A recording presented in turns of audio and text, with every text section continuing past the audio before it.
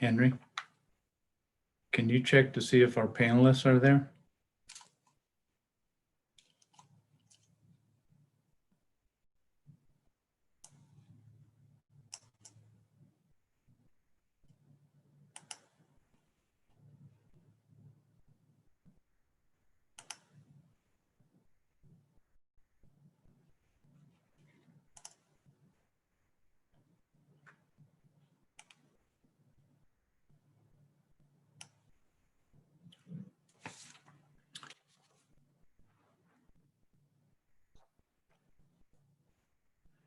Well, good morning, everybody. My name is Don Medellin. I am a principal scientist in the Coastal Ecosystems section of the Applied Sciences Bureau.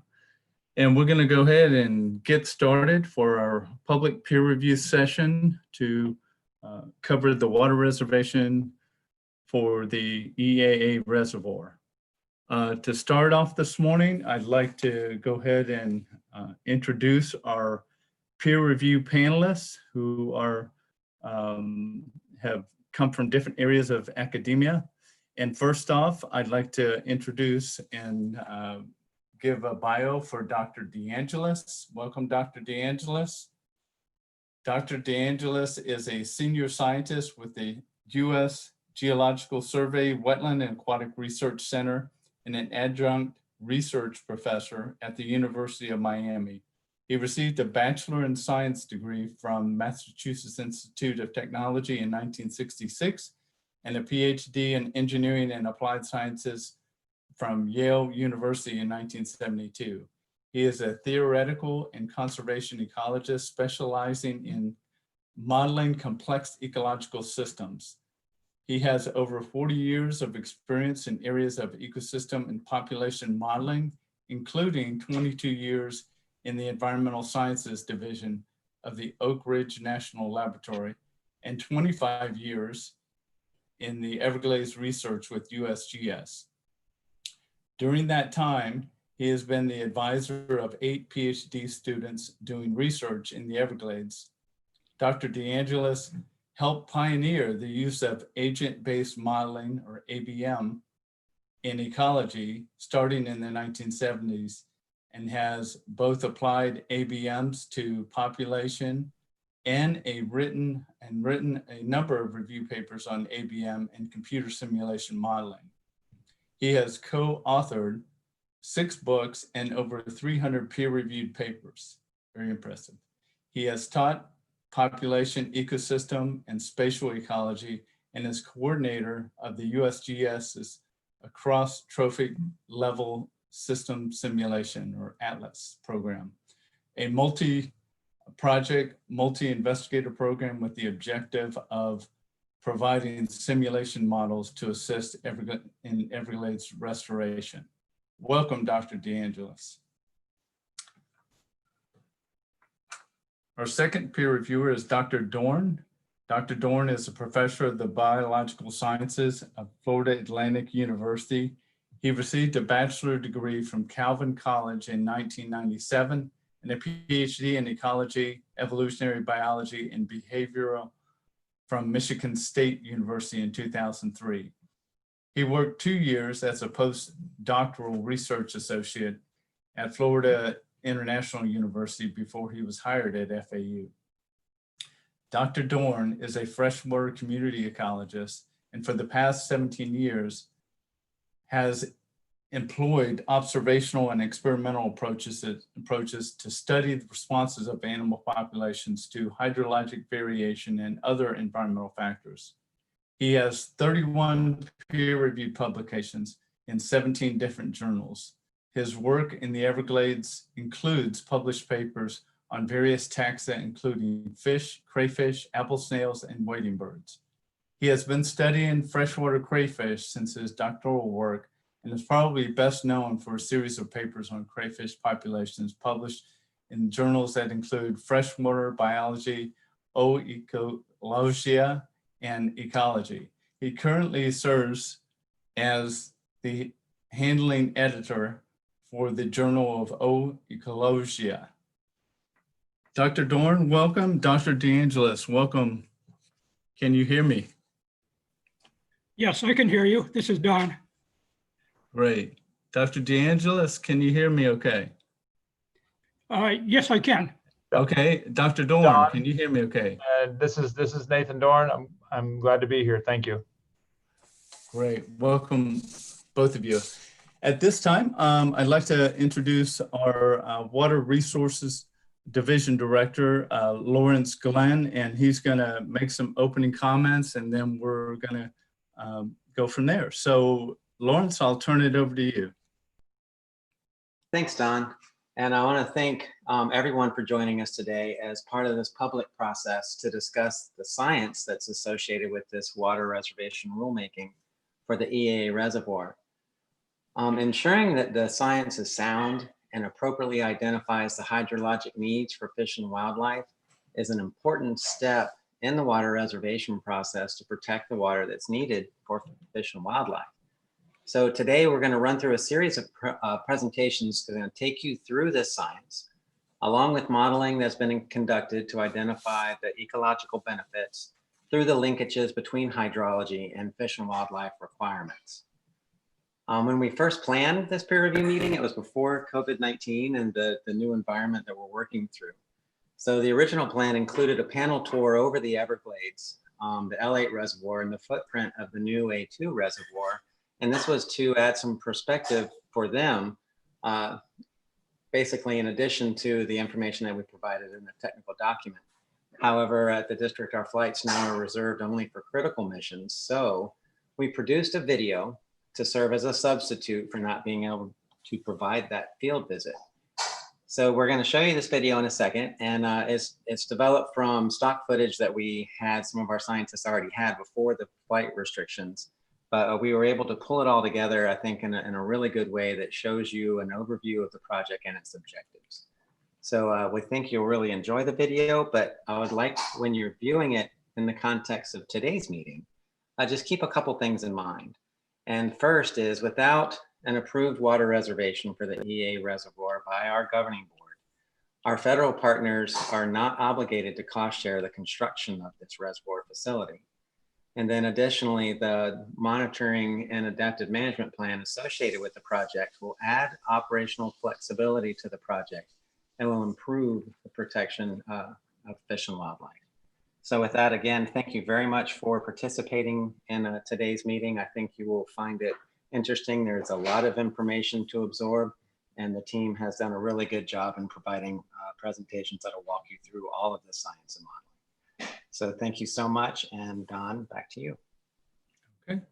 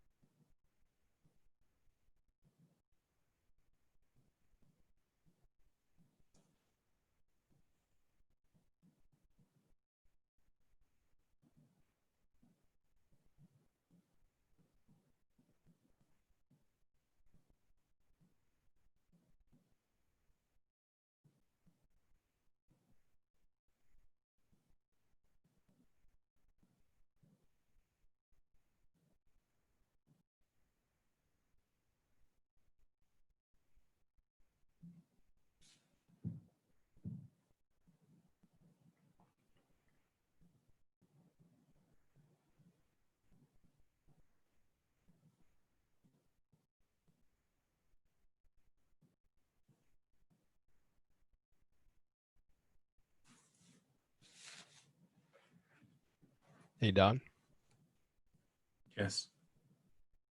I'm just chiming in because I don't hear anything. Are we on a pause for some reason? I'm sorry. You can't hear anything? Yeah, I'm not sure if you guys, if there's a problem. I can't see anything either. Yeah, no one's sharing a screen. I don't hear anyone presenting. Okay. Hold on just a minute. Let's try that again.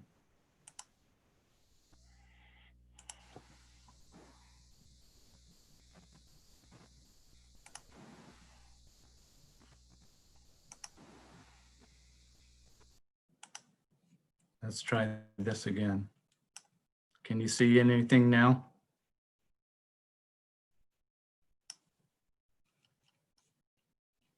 I do not. I don't see that you're sharing anything.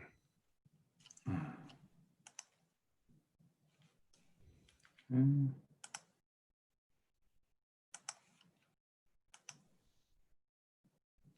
Anything? Yeah, we can see it now. Okay, good. It's not All right. playing. All right. Sorry about that, folks. We're going to try this again.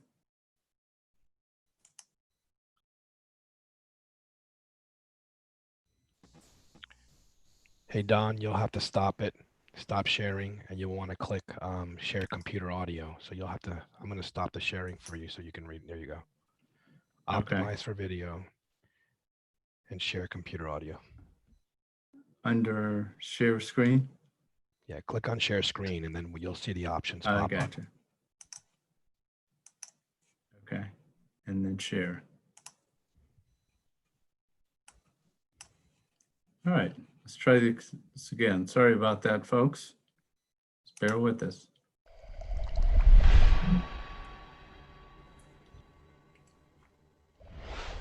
To improve the hydrology across large areas of the Everglades, we have started to implement the Central Everglades Planning Project, also known as CEPP. The CEPP A-2 reservoir, also referred to as the EAA Reservoir and its associated stormwater treatment area, are the most significant hydrologic improvement to the Everglades in over 100 years of degradation and decline. Due to this decline, we now have vast areas that are too dry, where the rich organic soils have been burnt away, where dense cattails destroy wading bird habitat, and where exotics dominate. We also have areas that are too wet, where depths are too great for foraging by wading birds, and where tree islands get flooded and die. This new 4 miles long and 5 miles wide reservoir will be built on state-owned lands in the Everglades agricultural area. This EAA reservoir will pull water from Lake Okeechobee into the Miami Canal and the North New River Canal. Once in the reservoir, water can flow out in 3 directions. Water can flow west into the new A-2 stormwater treatment area. Water can flow south into the highly effective SDA 3-4, and water can flow east into the A1 flow equalization basin. After treatment in an STA, this new water is pumped into the Water Conservation Area 3A. Like the L8 reservoir, this EAA reservoir can store water 22 feet deep. With steep above-ground walls, it will have a maximum water holding capacity of 240,000 acre-feet. However, it will deliver, on average, an additional 370,000 acre-feet per year to Water Conservation Area 3A. This is equivalent to 25 feet of water on the island of Manhattan in New York City. As a result of the longer hydro periods and deeper waters that will come with the water reservation rule, the sloughs within the Everglades stay hydrated for longer periods of time. And as a result, the fish population will increase by some 30 to 50%. And during dry years, the population of fish is expected to increase by almost 100%. Of course, when the Everglades fish increase, almost everything else will follow. The aerial extent of good foraging conditions in Chalk River Slough will improve for wood storks and white ibis by about 30%. The foraging conditions for the snail kite will also increase because the apple snail populations will increase by the millions. And the alligators will be able to spread out more. This in turn will increase the resilience of the Everglades by providing an expanded number of alligator holes. Holes where fish and wildlife aggregate during the dry season. Crayfish, a staple food for wading birds, fish, mink, and otters, should also make a dramatic rebound. We are now close to getting the hydrology right, closer than we have ever been. The EAA Reservoir Reservation will protect the water needed for fish and wildlife. The reservoir and the rule are fundamental to Everglades landscape restoration. Without it, there would be little hope for a fish and wildlife recovery.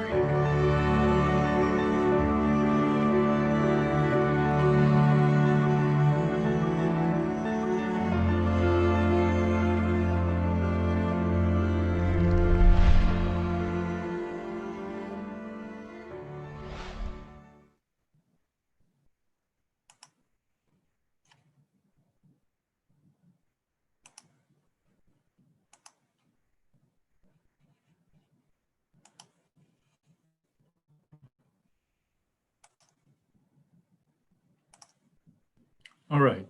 Can everybody see my screen? I get some feedback from somebody. I can see. Perfect. Okay.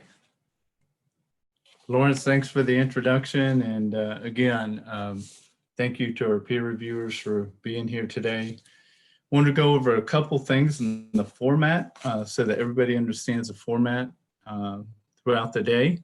We'll ask that you use the Q&A feature on your Zoom toolbar to submit questions, and you can do that throughout this peer review session. And the Q&A feature is really the only means for the public to engage with us during this peer review session. And we will be addressing your specific comments during the public comment period or the Q&A portions on the agenda. And the questions from the public will be read out loud, and live answers will be provided for all of our by all of our staff as well as the peer reviewers. So you can ask questions and direct questions to either the peer review panel, South Florida Water Management District staff, or both. So if you could, that would be great. If you have questions about the slides, if you could refer to the slide number in the upper right-hand corner, or indicate who you're directing a question to. So again, if there's a question about a slide number, you can refer to the slide number. Otherwise, if you could indicate who you're directing your question to, that would be helpful for our moderators as we go through this. So let me touch on the agenda briefly. We have a morning and afternoon segments. And in this first portion of the morning segment, we'll go through a series of presentations. And just so you understand, this the morning segment is really designed to be communication between the peer review panel as well as the district staff for us to address and answer many of the questions and comments that they have had in their preliminary peer review. And then if you'll notice toward the end of the morning session, we have a public comment period down here, 11:45 to 12:30. And we can always extend that a little bit if needed. Then we'll take a half-hour lunch from 12:30 to 1 o'clock.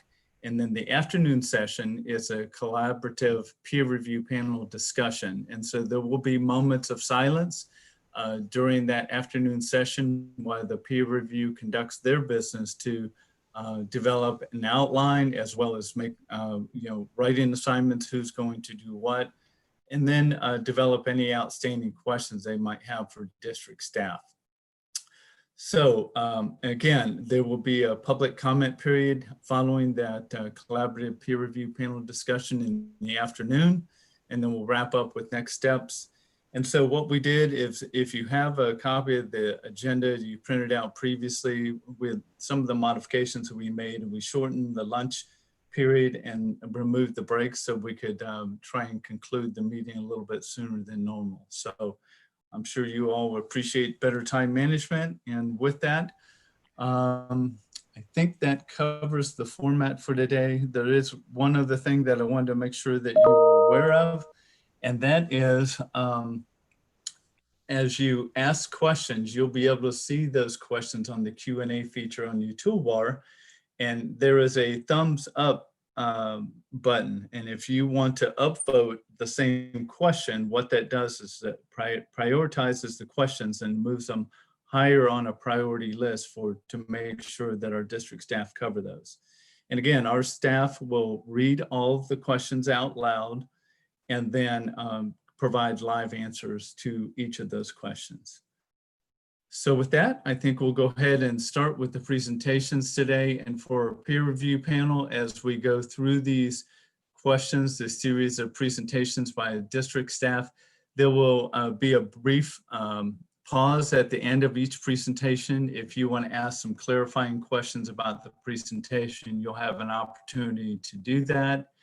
And then once the presentations are concluded, we'll go through a summary of the peer review panel's assessment of the draft technical document. And then we'll go through specific preliminary comments that you all provided to district staff. And then once we've done those slides from 10:30 to 11 o'clock, the panel will have an opportunity to ask any open-ended questions about any of the technical information. And that'll do it. So thank you all for participating today, and we're going to go right into the presentations. Again, my name is Don Medellin, Principal Scientist in the Applied Sciences Bureau, and I'm going to cover the water reservation process. Water reservations, we have the statutory authority under section 373.223, parent 4. And under that authority, we have the authority to reserve water for the protection of fish and wildlife or for public health and safety. In this particular reservation, it's really for the protection of fish and wildlife. It also prevents the use of reserved water by consumptive users. And it also is, the legal protection of water is required under the Water Resources Development Act of 2000 for the comprehensive Everglades restoration projects. Water reservations can also be used as part of a minimum flow and level recovery or prevention strategies. And so just to give you a little background, water reservations, MFLs, as well as restricted allocation areas are 3 water resource protection tools that the district implements under its rulemaking authority. So water reservations do not prevent the use of unreserved water or water already allocated to existing permitted users. It does not establish an operating regime, and it doesn't drought-proof the natural system or ensure wildlife proliferation. In addition, water reservations do not guarantee any improvement of water quality. It's not within the scope of water reservations. The purpose of the water reservations is, again, to provide that legal protection. So some of the technical aspects of defining water to be reserved, there are several steps that we go through, and our technical document outlines several of these steps. First, we identify the reservation water body. Secondly, we characterize the hydrology of the water body. And when we're talking about the water body here, we're talking about the water body where the fish and wildlife species reside. We also identify the water needed for key indicator species and identify the linkages between the hydrology and the fish and wildlife species. And Dunhyun Lee will hit on this particular topic quite a bit through his presentation. And then finally, we try to define the actual water needed for the protection of fish and wildlife. Water reservations adopted throughout the South Florida Water Management District have been going on for quite some time. As you can see in this map, we have 5 existing water reservations. The other large reservoir that we have is the C43 West Basin Storage Reservoir over off the just upstream of the Caloosahatchee River. Overall, our water reservations currently cover 172,074 acres district-wide. Our water reservation rules are actually housed in Rule Chapter 40E10. So all of our water reservation rules for those 5 that I just mentioned are all housed here, and any future rules that we develop would also be here for water reservations because it's referring to protection of fish and wildlife. A little background about the EAA Reservoir Reservation Waterbody. The features has the area that it covers is about 10,500 acres. As was mentioned in the video previously, there's 240,000 acre feet of static storage associated with this reservoir, and the normal full storage water depth is about 22.6 feet. And this is a really large reservoir. So just to put it in perspective, it's the size of many public wildlife management areas. The EAA Reservoir Water Reservation also, as I indicated previously, protects the water specifically for fish and wildlife. And it'll increase flows in the Northern Water Conservation Area 3, as well as Everglades National Park. And it supports the implementation of CERP project. So the picture here in the center shows the A-2 reservoir location and the inflow and outflow structures. So at this time, we'll take a couple questions that the peer review panel may have about the presentation. Any questions from the panel, peer review panelists?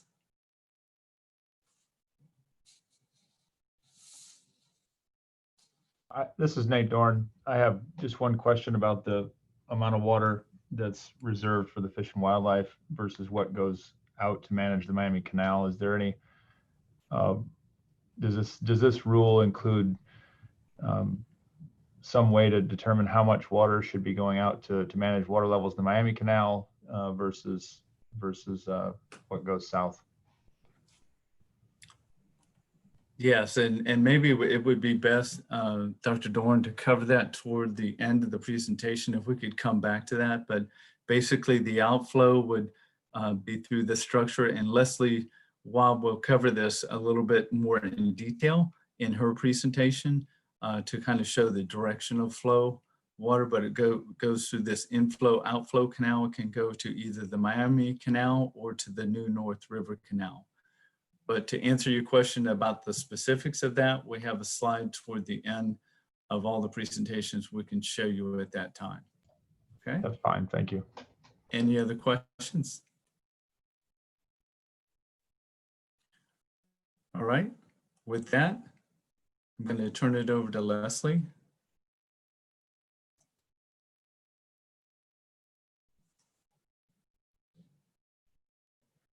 Leslie, I think you have control now.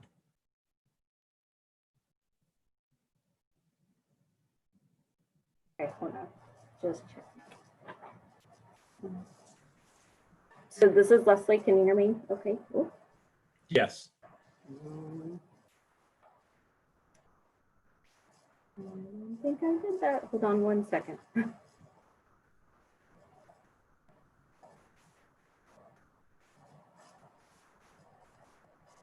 So Don, can you go back to presentation?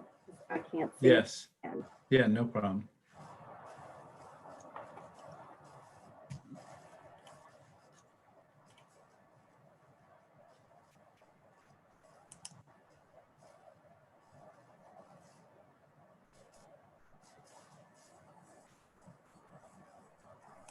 So while that's coming back up, I'll go ahead and introduce myself. So my name is Leslie Waugh.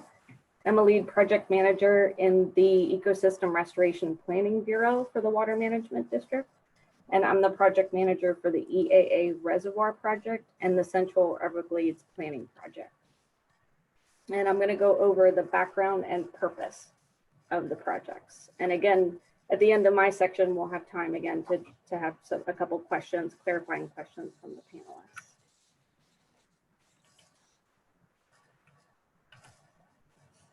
Oh, keep doing that. I think Okay. the problem is the arrows.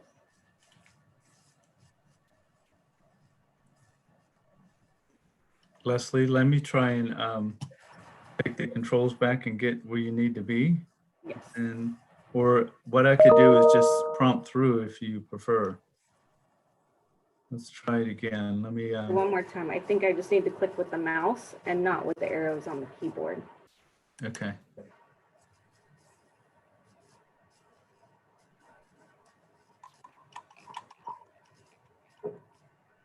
Bear with us, folks, as we go through these technical challenges together. Okay, try it again, Leslie. Let me give you control. Hold on a second. Okay, I think you have control again.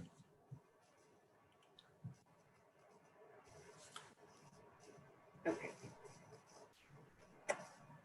Leslie, how about if I just page through for you? Thank you. Okay, no problem.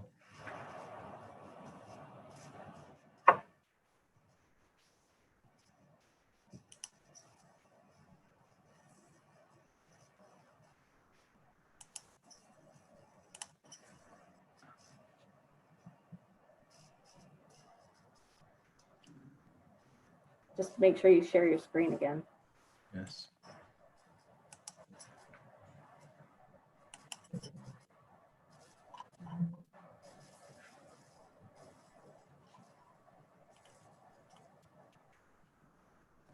Okay, so let's try this again. You can go to the next slide, Don.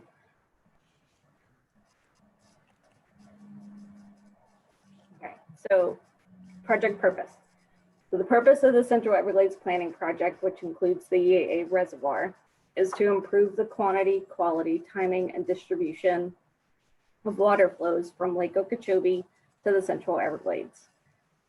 And that includes, the Central Everglades includes the water conservation areas 3A, 3B, Everglades National Park, and down to Florida Bay. And the project provides these flows while also maintaining flood control and water supply for existing legal users. And this is accomplished through redirecting flows from Lake Okeechobee south to the Central Everglades. And that will result in decreased damaging discharges to the northern estuaries from Lake Okeechobee and increased restoration flows to the Everglades. And the EAA reservoir that's shown here in the middle blue shape and then just for some direction, the Everglades agricultural area, which is EAA, is the orange shaded and outlined area. So the reservoir is right here in the middle. That's the main storage feature of the project. And the Central Everglades Planning Project also includes other treatment and conveyance modifications to distribute the water throughout the Central Everglades. And those project details can be found in the project implementation report that was completed in 2014 and the post-authorization change report that was completed in 2018. Next. So the Central Everglades Planning Project and the EAA Reservoir are components of the Comprehensive Everglades Restoration Plan, or CERP. And CERP was authorized in the Water Resources Development Act of 2000, and it provided the framework for Everglades restoration. Consisted of 68 projects with a variety of water management features such as storage, treatment, seepage management, and conveyance modifications.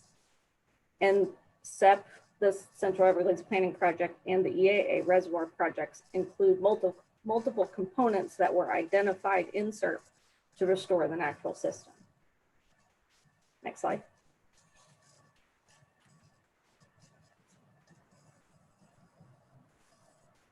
So the Central Everglades Planning Project was an expedited planning effort that was completed in 2014.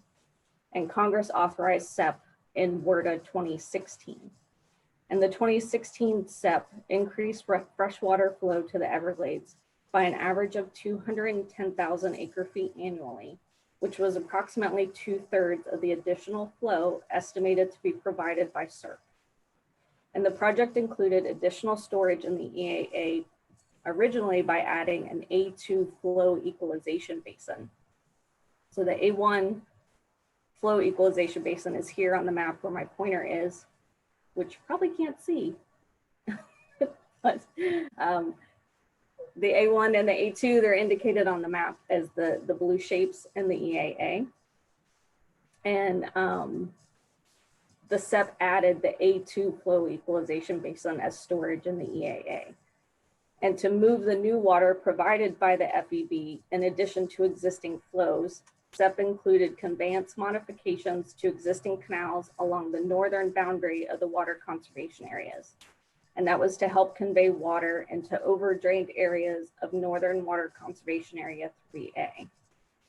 And within Water Conservation Area 3A, there's also a backfill of the portion of the Miami Canal, and that was to redistribute water in a more natural sheet flow pattern.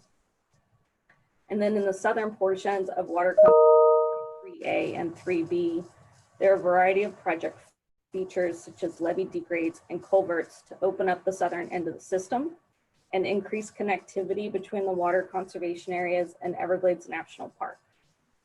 So the features in Water Conservation Area 3B will create the Blue Shanty Flowway to enhance sheet flow and move more water into Northeast Shark River Slough and into Everglades National Park and down to Florida Bay.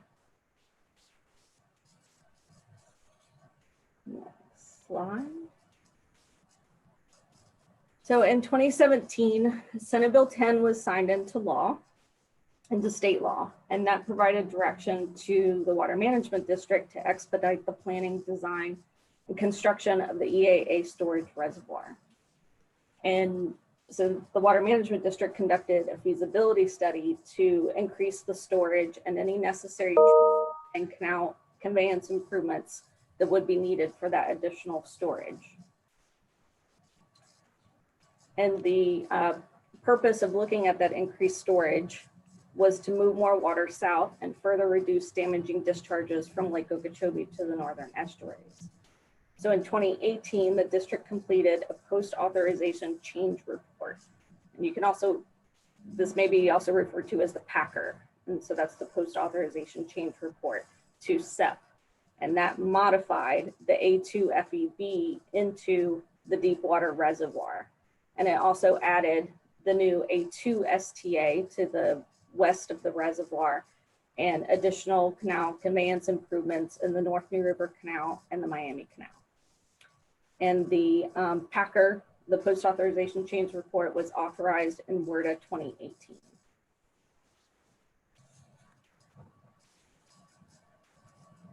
So during the development of the post-authorization change report, the district evaluated multiple alternatives to increase the storage and treatment in the EAA. And the alternative that was selected as the recommended plan was alternative C240A. So in the technical document and throughout this presentation, you'll see reference to C240 or C240A, and that was the designation of the modeling run for the selected alternative. And this alternative was the most cost-effective, which means that it provided the most benefit for the cost. And that included 240,000 acre foot storage reservoir and a 6,500 acre STA, in addition to the canal improvements that I mentioned before. And the alternative also included multi-purpose operations. And those operations means that it provides water for the environment as well as water for other water-related needs. And that was consistent with the EAA reservoir that was envisioned in CERP. Next slide.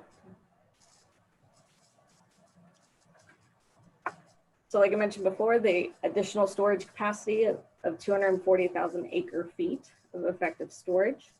And on average annually, 825,000 acre feet of water can be delivered from the EAA reservoir. And that water is delivered to the adjacent storage and treatment facilities. And generally those flows are going to be captured during the wet season and carried over to the dry season. So with the increase in storage and treatment of the EAA reservoir and stormwater treatment area, the Central Everglades Planning Project will provide an additional 370,000 acre feet of flows above existing conditions to the Central Everglades on an average annual basis. So just to go over that again, because I know it's two different numbers. Go back down. The 825,000 acre feet is what on average annually is what would be delivered out of the A-2 reservoir. And then the project provides an additional 370,000 acre feet of flow into the water conservation areas above existing conditions. And if we need to clarify that more, we can.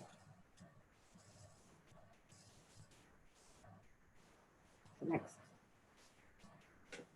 So I just want to use this slide to go over how the water moves through the project. So once constructed, water will be conveyed through the North New River and Miami canals south to the reservoir. Just keep clicking through, Don.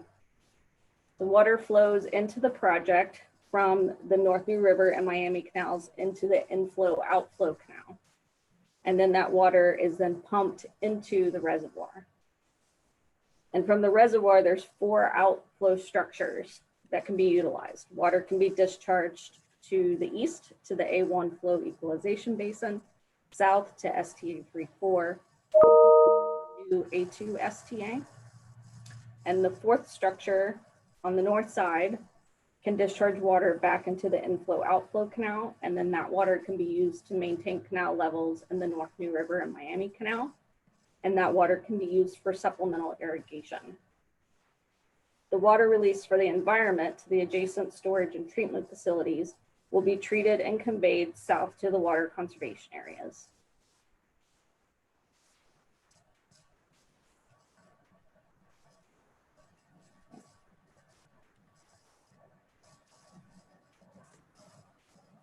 So the EAA project will allow for wet season flows to be captured and carried over to the dry season.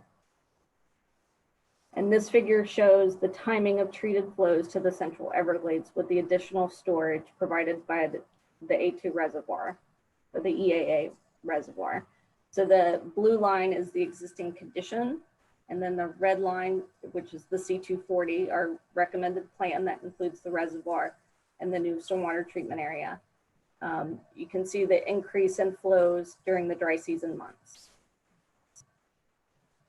So these additional flows will provide ecological benefits to the Central Everglades, including restoration of vegetative communities, increased hydro periods, reduced dryouts of peat soils, and increased flows to Northeast Shark River Slough and Everglades National Park. And the rest of the presentation will get into more details of those project benefits. So that concludes my overview. And if you have questions, just let me know.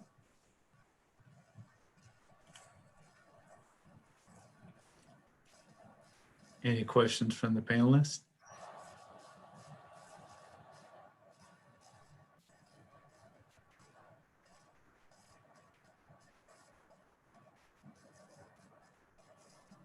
I don't hear any questions from the This panelists. is Henry. Yes.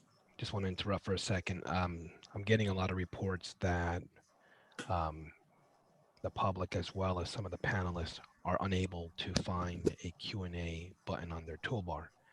And I believe I asked Tony to leave the meeting and rejoin, and that cleared it up for her. So we may want to take a 5-minute break here early to allow everyone to just leave the meeting and rejoin, so that that Q&A button shows up on their toolbar. Okay.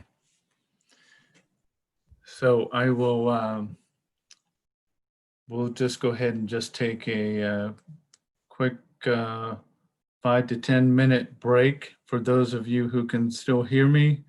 And I will also type something into the screen, and then we will resume at in 10 minutes.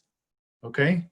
Thank you. So if you could please just disconnect and try and leave the meeting and reconnect, that should clear up the Q&A feature snag that we have. All right, if everybody could do that, and then we'll resume in 10 minutes. Thank you.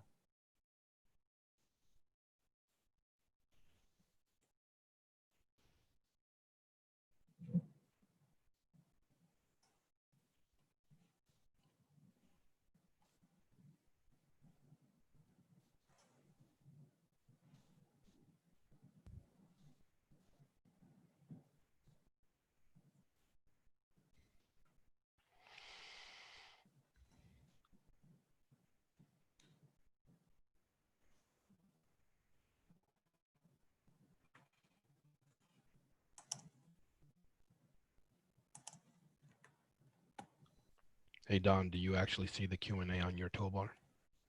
Yeah, I don't have a problem. No, I do not actually. So do I need to leave and come back, or Yeah, you should should I just probably, continue? unless you don't need to see the questions. Um, I The- think I think he does. Yeah. okay. We have a All right. question from a gentleman named Jim Vaughn. So when we join again, we'll address his question. Okay. Okay, at the public comment period. Okay. All right, I guess I'm gonna go ahead then and leave the meeting and then come back in. Yep.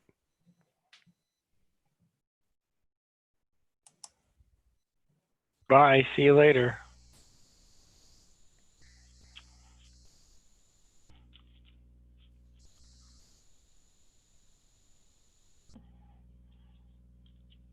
Yeah, and that worked. I see the Q&A now.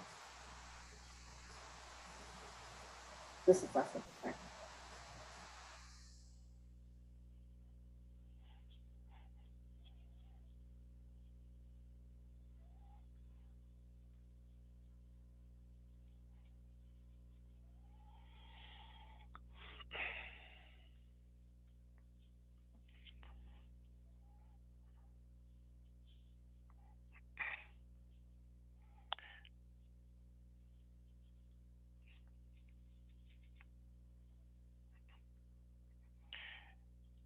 Henry, can everyone hear us or just panelists? No, everyone's still on. Anyone who's on can hear Okay. anyone who's speaking. Thank you.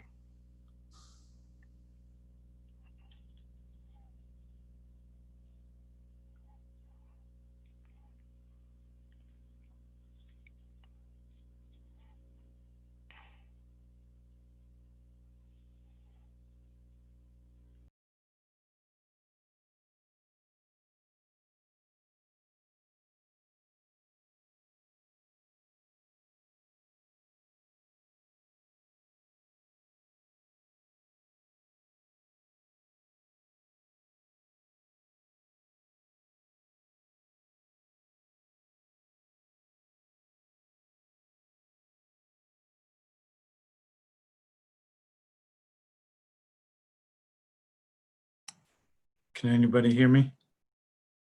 Henry? Loud and clear. Good. Wait, I'm gonna try and get back to the PowerPoint.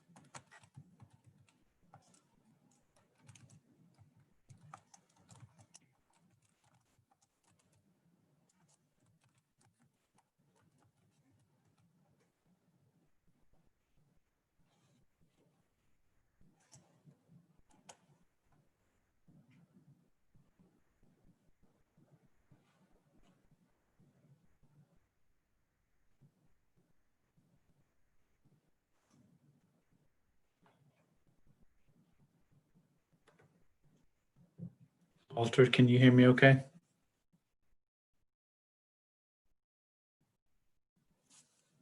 I can. Can you hear me? Yes. Okay. I'm going to try and turn the remote over to you. If it doesn't work, we'll do the same thing as with Leslie. Okay? Okay. Do you want to try it now while we're waiting? Sure.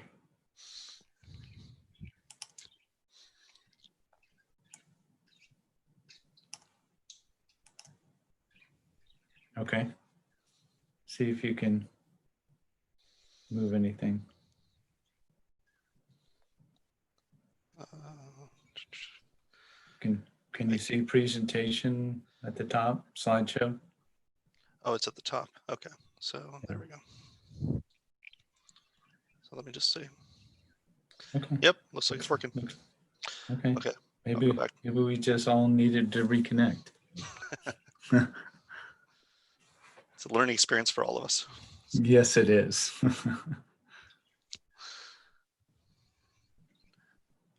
We'll give it just a couple more minutes.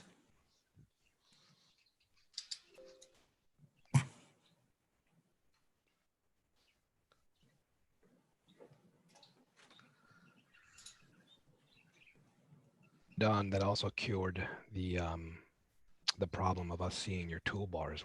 I don't see them anymore, and it's a lot clearer. I'm not sure what's going on. Oh, okay, good. Yeah. Good.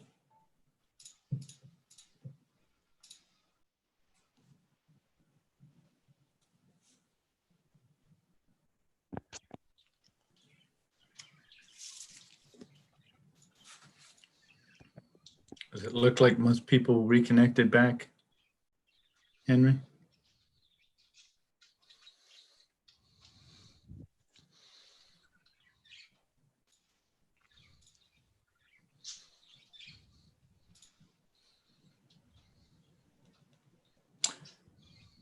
Okay.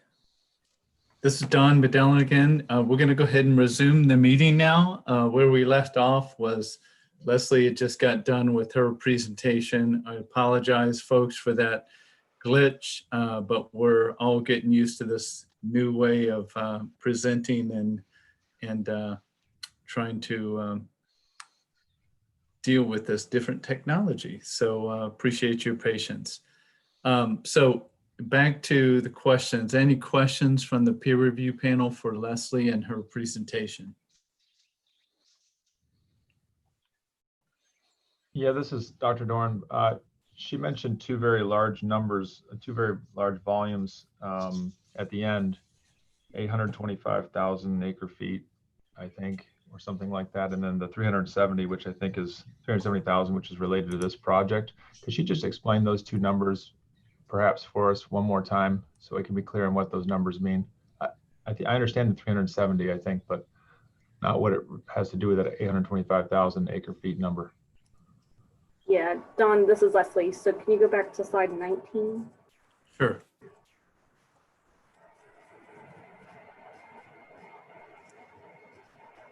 Oh, I'm in control, aren't I?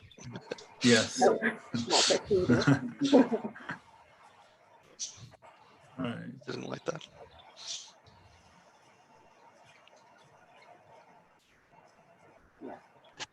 And I'll be honest, this kind of took me a minute to wrap my head around too, so I understand the questions. So the 825,000 acre feet on an average annual basis is the amount of water that would be leaving the reservoir through the three structures to the adjacent storage and treatment facilities. And that includes the 825,000 acre feet includes water that already exists in the system, plus the new water that would be brought in by the storage reservoir, having the storage reservoir. So the 370,000 acre feet of additional water to the water conservation area is above the existing water that's currently provided.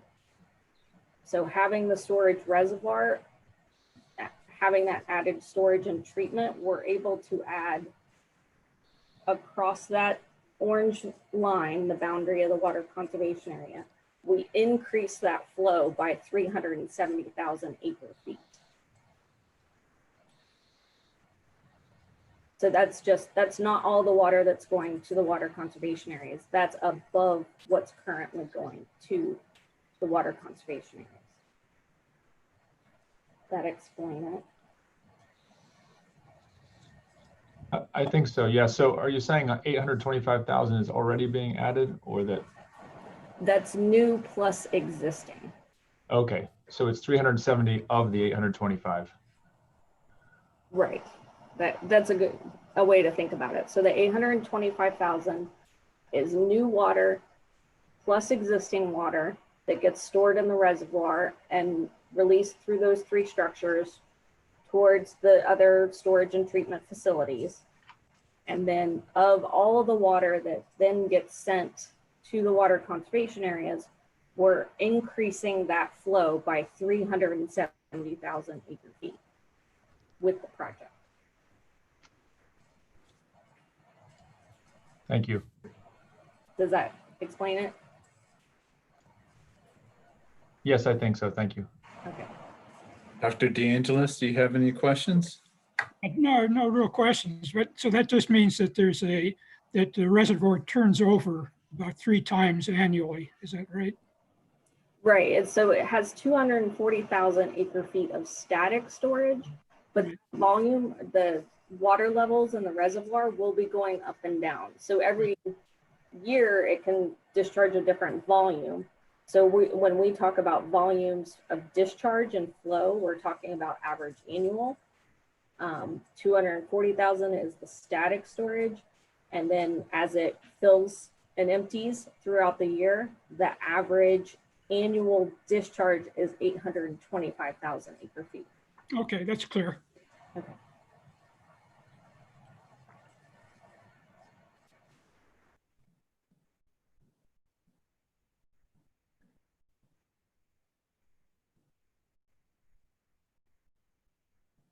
Okay.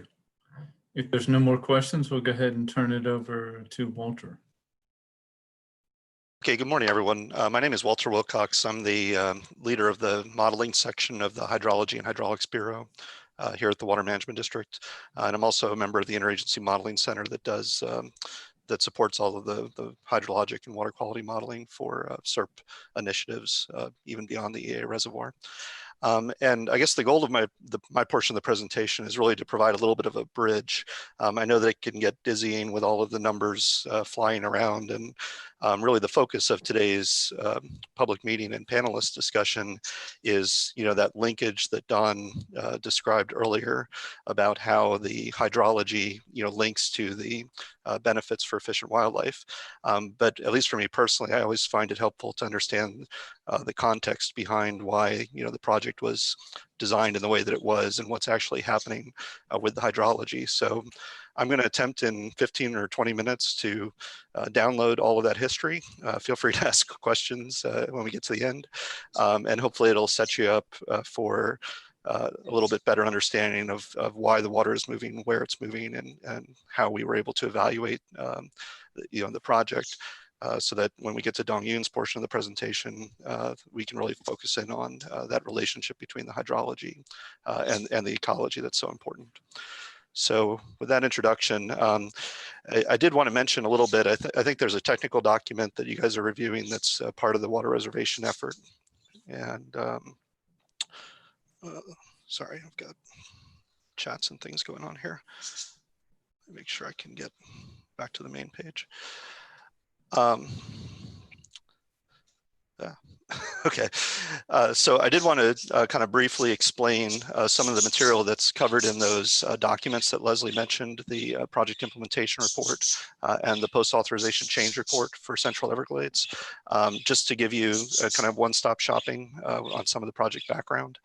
And so I wanted to start with a brief description of the modeling tools. So when we talk about modeling in the context of these projects, I think it's probably the most used phrase in many of the forums where we're discussing things. And I wanted to just kind of compartmentalize a little bit and explain the different types of modeling that were utilized in this project. in an attempt to make it clearer for the panelists and also for the public what was done. So in the EAA Reservoir study, we utilized a variety of different models that are focused on different technical disciplines. And we used them in a way where they either worked together or fed information to each other so that we could get kind of a comprehensive view of what was happening as we implement these project features, what we expect to happen in terms of changes in not just water movement, but also what is that going to do to the landscape and what is that going to do to the fish and wildlife. And so because the effort that we went through in designing the EAA reservoir was, as Leslie mentioned, a change to the already authorized Central Everglades planning project, the tool suite that we used in the EAA reservoir study really followed a guiding principle that said, let's maintain consistency with the tool suite that was already approved and utilized in the Central Everglades plan, and really utilized for most of the comprehensive Everglades restoration plan technical work. And so I'm going to go quickly through a list of the modeling tools that were used. And I just wanted to kind of convey to the panel that the majority of the tools that we're using have a very high degree of acceptability and a relatively high pedigree. So they've been calibrated and validated to historical observations in almost all cases. Many of the tools, including the hydrologic and water quality tools, have been independently scientifically peer-reviewed with panels like this one. And all of the tools have publications and journal articles that further support independent peer review of the methodologies.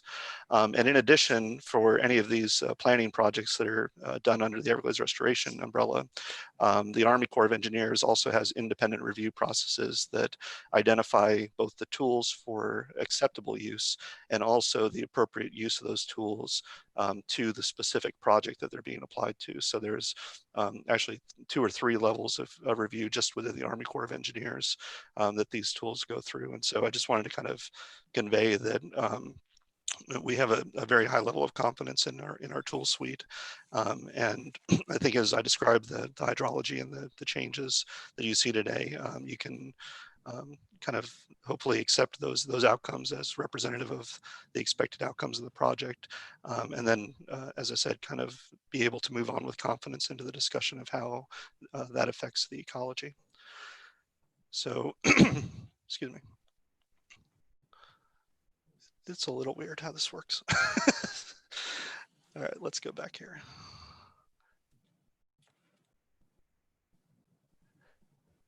Okay, so the first suite of tools are the hydrologic modeling tools. And this is primarily the regional simulation model, which was developed by the South Florida Water Management District. This is a typical hydrologic model that takes inputs of rainfall and evapotranspiration and land use and topography and simulates changes in flows and water levels. And so I'm not going to read through everything on the slide, because there's a lot on the slide. It's more a reference, excuse me, for the panel moving forward. But I just wanted to kind of identify that the model does have a relatively good degree of accuracy across the domain. The typical bias observed is something like 0.2 of a foot relative to observed historical data. And the model has gone through several review cycles and has been utilized in CERP quite a bit. In case you're not aware, the way that we use these models in planning is that we basically assume a set of infrastructure and operations for the system, and then we run historic climate through the simulation framework. So when we say a period of simulation from 1965 through 2005, it's not that we're using these models to try to match what happened in 1965 or 1966. In fact, what we're doing is we're taking these models and we're changing the infrastructure, maybe removing canals or adding a reservoir in the upstream system that's delivering more flow to the Everglades. And we want to see how those features would react to the rainfall and the climate conditions that occurred over this period of simulation. So we basically throw the 1965 rainfall conditions at the current infrastructure and at an improved infrastructure. And we look to see what are the expected changes, and are those changes desirable, or do they achieve what we're looking to accomplish through Everglades restoration. So the hydrologic models are one set of tools that we use. The outputs from those models are typical things, like I said, water levels and flows, but there's a whole suite of post-processing tools that attempt to summarize those outputs in meaningful ways. And this is what we kind of classify as the quote unquote benefit modeling. So the goal in those project implementation reports is to come up with a Army Corps of Engineers methodology, which is called habitat units, which I'm really not going to focus on today. But what I did want to mention is that a number of the evaluation tools that we rely on to help understand how the landscape and how the different hydrologic responses of the system are really affecting conditions on the field are defined by the tool suite that's part of this post-processing. And so things like indicator regions, which look at aggregate performance over a portion of the model domain instead of a specific gauge or a specific point, or zones of performance, which are these kind of purple indicators here. They're basically ways of summarizing and aggregating the different information that comes out of the hydrologic models. And they're defined as performance measures that are typically reviewed through CERP's science arm, which is Recover, and are evaluated based on the considerations specific to what you're interested in looking at. So for example, you'll see here, there's a hydrologic surrogate for soil oxidation. So one of the issues with the current system dry down in the Everglades is that these areas in northern 3A are too dry and experience soil oxidation of the organic muck, or even the potential for fire risk. And so there's a group of scientists who've gotten together and developed hydrologic criteria that attempts to measure, deviation below ground and extension in hydro periods and other factors. And this performance measure summarizes information in these areas based on indicator regions and based on these zones to try to give an indication of how the project is performing. So we have kind of the direct output from the hydrologic models, and then we have all of these evaluation tools that give us information on really hydrology and landscape. And in addition to that, we do water quality modeling. So when we design those features like the EAA Reservoir and the new stormwater treatment areas, one of the key design conditions is trying to ensure that the water that's being sent and developed to the, I'm sorry, the chat is really distracting. So the additional flow that's being sent to the Everglades, we want to not just create hydrologic restoration, but we want to ensure that there's significant reduction of phosphorus from the source basins, and basically that we achieve the outflow concentrations that are consistent with background concentrations that are observed in the Everglades. And so we design using the DMSTA model stormwater treatment areas that are sized adequately such that that new water that we're sending down through the system, that 370,000 acre feet, and in fact all of the water, the 825,000 acre feet, it's all sent through stormwater treatment areas. And we use this tool to basically assure that whatever the source composition of that water, whether it's coming from Lake Okeechobee or from EAA runoff, that we're able to send it through these constructed wetlands and remove the phosphorus from the water that we're sending toward the Everglades.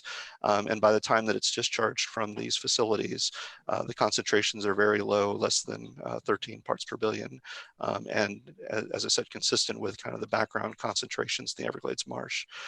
So we attempt to use these modeling tools to ensure that the water that we're sending to the Everglades is not just creating hydrologic benefit, but also has significant nutrient removal to avoid impacts to the downstream marsh. And then just to quickly identify the other tool suite, and Dongyun's going to spend a fair amount of time on this morning, so I want to make sure I leave him adequate time. But there's another set of post-processing tools which really try to link the hydrology to the ecology. And so a lot of the tools are developed by the Joint Ecosystem Modeling Group, which includes USGS and Department of the Interior staff. And these tools are similar to some of the Atlas type tools that Dr. DeAngelis is very familiar with, but it's basically taking the outputs of the hydrologic modeling and summarizing and performing supplemental modeling to identify what the expected outcomes are for particular species or particular landscapes. So just wanted to quickly touch on that from the perspective of the different types of tools. So moving quickly into the hydrologic expectations of the project, I just wanted to start with kind of the informative goals. Where did we start with? So you saw the outcome of the effort, which was that EAA reservoir and the A-2 STA, but how did we land there? And essentially the way that we did that was we started with the goals from the overall comprehensive Everglades restoration plan. And so the CERP study basically identified that across this quote unquote red line, which is the northern and northwestern inflows into the greater Everglades system, CERP identified that this set of project features, the EAA reservoir, would be a 360,000 acre foot static storage reservoir. It did not identify an STA. And that CERP component sent about 300,000 acre feet average annual new water into the central Everglades. This is where model math starts getting complicated, but that was for a period of simulation that went from 1965 through 2000 for the climate period. The EAA reservoir project was simulated over a longer period of record from 1965 through 2005. And so the added years between 2000 and 2005 were generally wet years, starting in 2002, going through 2003, 4, and 5, which were significant hurricane type events. So basically the additional 5 years that were added represented significantly wetter and higher flow conditions than what the original CERP condition was formulated on. And so with new considerations and with the need to treat the water and with the desire to meet the CERP goals hydrologically, we can kind of proudly say that the EAA reservoir project with its 240,000 acre foot static storage reservoir and an STA is basically identifying that we are able to meet the CERP goal for the same simulation period. And so this graph that you see here with kind of the increased flow of the Everglades achieving 100% of the CERP goal, that's referring to the 36-year period of simulation. We are able to get right in the ballpark of that 300,000 acre feet. But if we add the additional 5 years, which were very wet, you can tell how wet they are because the overall average annual increase is up to 370,000 acre feet. So they're significantly higher than 370,000 during those wet years. And just to kind of give you some idea of the different numbers you'll see floating around in the study, 300,000 is the CERP goal, 300,000 was achieved by the EAA reservoir, and when we add in the additional wet years, we actually get up to 370,000. And so where do we get that water from?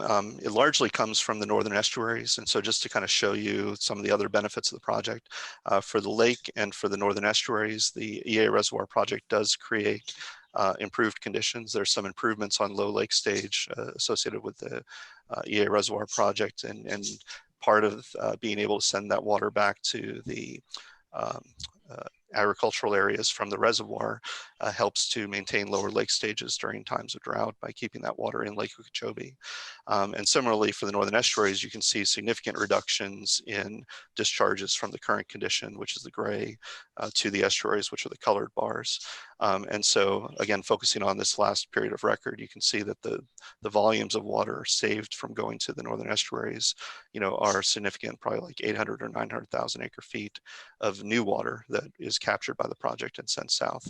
And so the water that's being processed by this facility comes largely from the St. Lucie and Caloosahatchee estuaries, and it's a significant benefit to those areas. And again, kind of talking about that return operation to the agricultural areas, one of the functions of that is to actually create capacity in the EAA reservoirs so that these discharges can be made to the south instead of having to be discharged to the northern estuaries.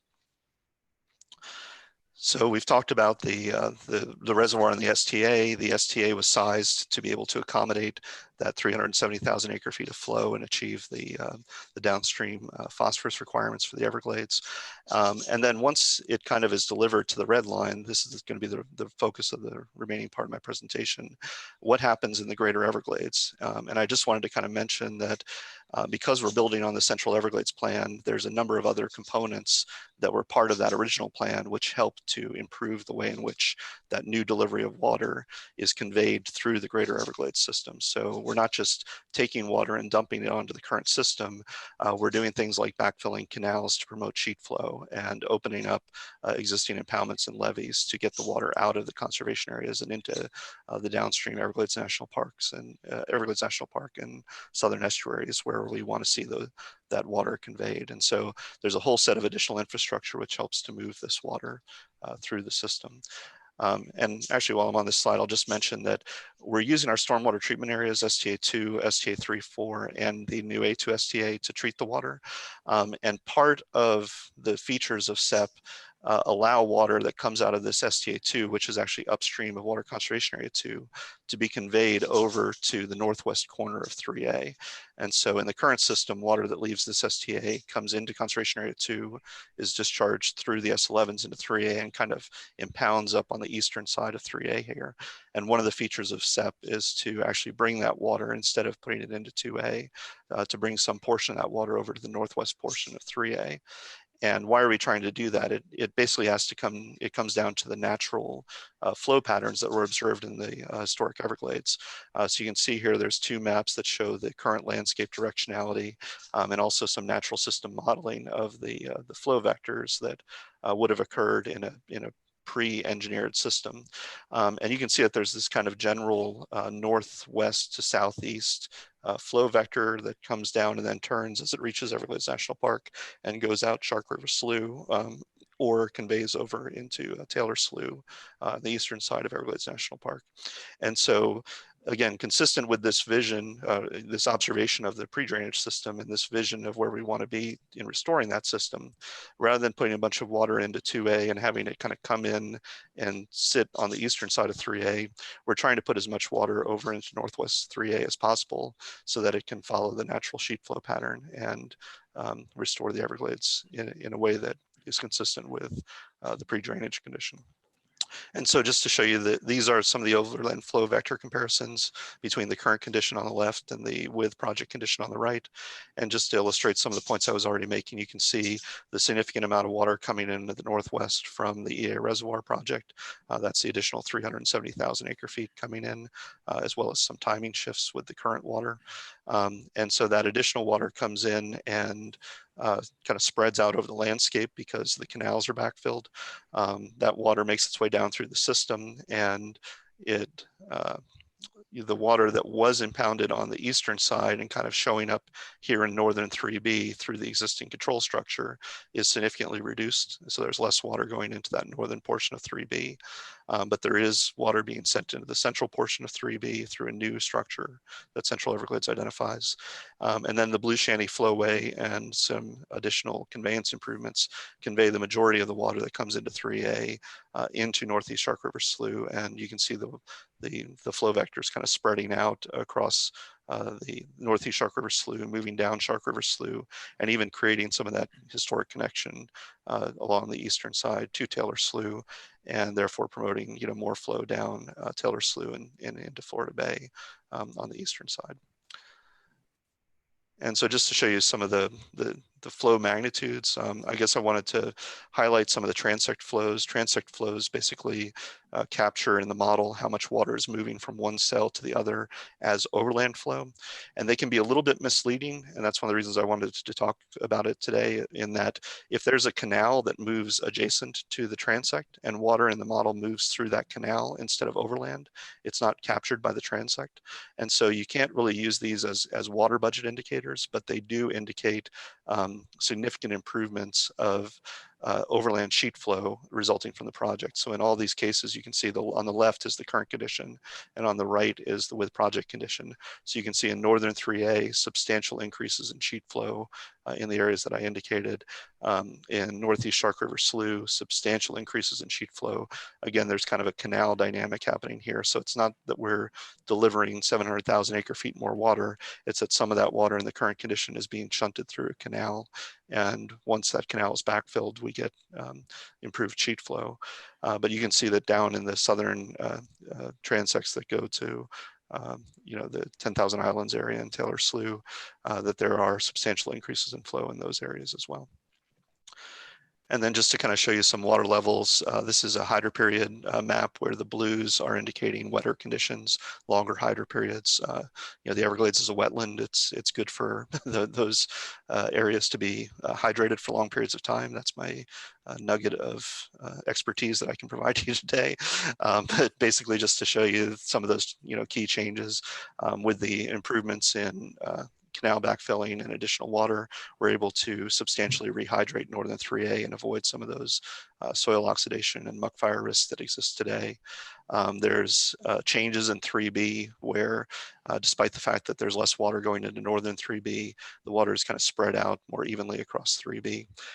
And in northeast and central Shark River Slough, you can see a significant wetting trend with water making its way further down the slough and toward the coastal areas, which is a key restoration benefit. And so from a stage perspective, you know, kind of consistent with what you'd expect from the other graphics, significant improvements in depths in northern 3A across the entire distribution. So during dry times, during wet times, everything is wetter. There's extended hydro periods and increased ponding depths.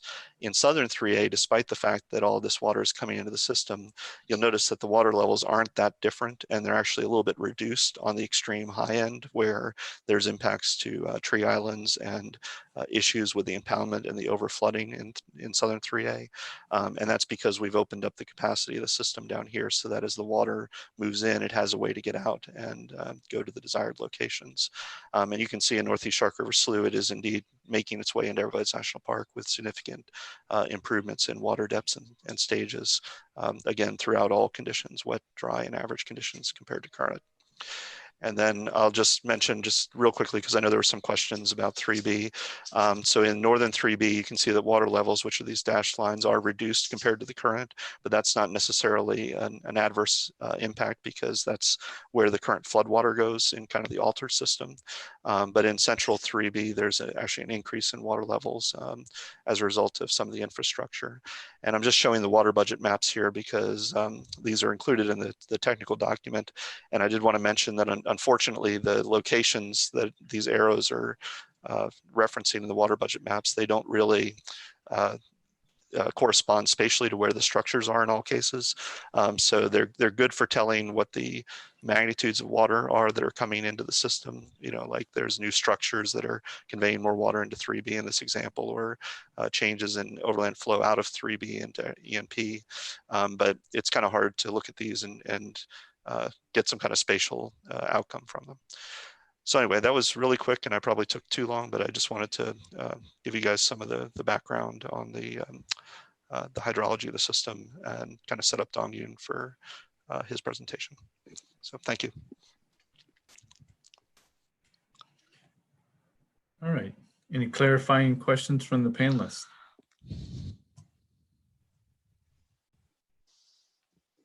Yes, this is Dr. Dorn. I have one question for Walter. The hydro period map, the colored hydro period map that you just presented for 3B, is that an update from the document that we actually looked over?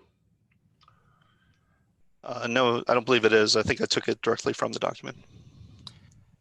No, Okay. actually, this is Dong-Yun Lee. I can answer Yeah. the question. So this map presented in this slide is actually the average of the entire simulation period, I believe.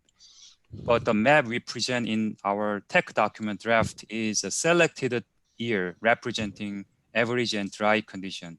So we are considering replacing or adding this new map into our tech document.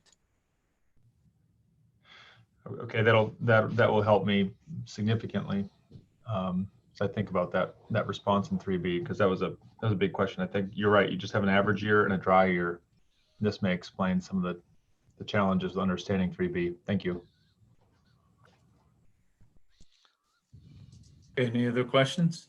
Yeah, this is Don DeAngelis, and just a question on the water quality.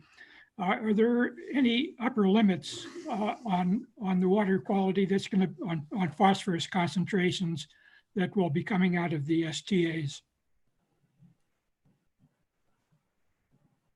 I can talk to the planning. So in the planning, what we do is we try to process the volumes of water that are identified consistent with that 825,000 acre feet number coming out of the reservoir.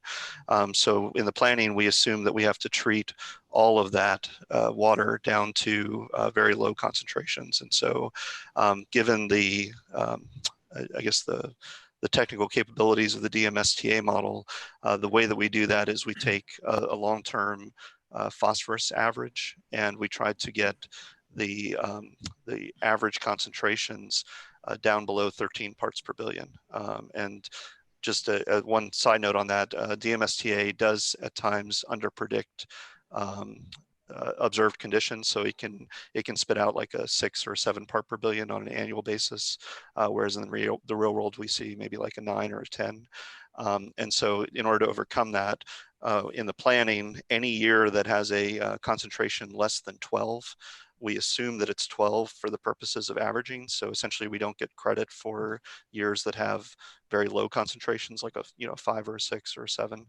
And so you can imagine over a 41-year period of record or 40 water year period of record, we're going to have a lot of 12s. And what we try to ensure is that we average below 13 over the entire period of simulation. So with all of the information that we have, the best available modeling tools, coordination with those tools developers, Dr. Bill Walker and DOI, we basically go through a sizing exercise to try to ensure that the STA acreages we're constructing and operating can achieve those very low concentrations kind of on the long term, but that does not translate necessarily into a phosphorus cap in any way in the planning or the real world.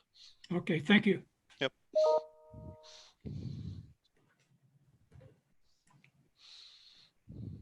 All right. I'm going to go ahead and Walter, if you can give me the control back. Can you take it? I think I have it now. Okay. All right. So with that, I'm going to go ahead and turn it over to Dong-Yun Lee. And get that turned over to you here.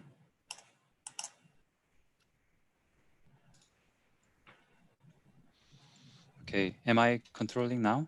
Yes, you should have control. Okay.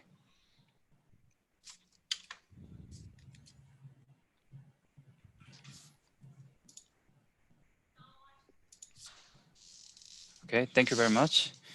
Good morning, everyone. My name is Dong-Yun Lee. I'm a senior scientist from Marsh Ecology section. In this ecology presentation, I will summarize predicted hydrologic change with the increased water flow and describe how that change can benefit fish and wildlife species in Central Everglades. This map on the top shows pre-drainage Everglades ecosystem, where slowly flowing surface water develop a multi-component landscape.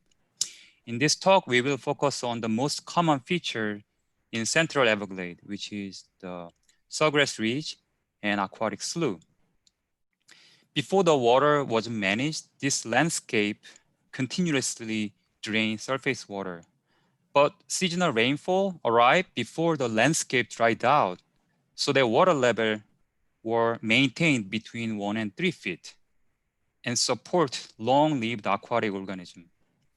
But since the water has been controlled, the system generally experienced reduced water flow in some areas or increased water depth in other areas.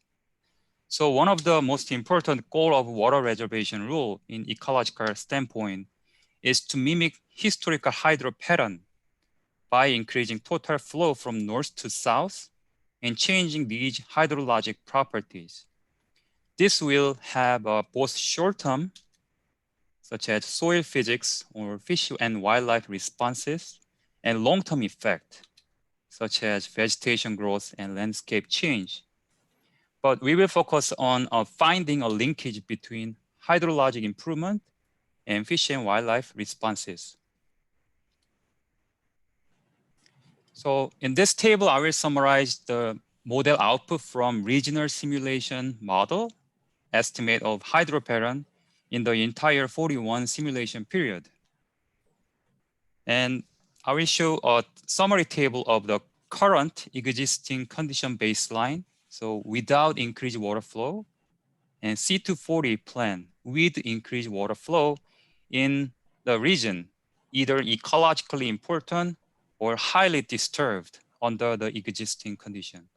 And I will mark these regions on top of this map. And this map is the estimate loss of soil thickness, largely caused by reduced water flow between this 50-year period. So Northern 3A, 3B, and Shark River Slough has lost as much as 3 feet of soil thickness and volume. And I will color code each region with this color, showing relatively good quality habitat or region, highly dried area with the yellow, highly high water area with blue, and brown for the rain-fed compartment system.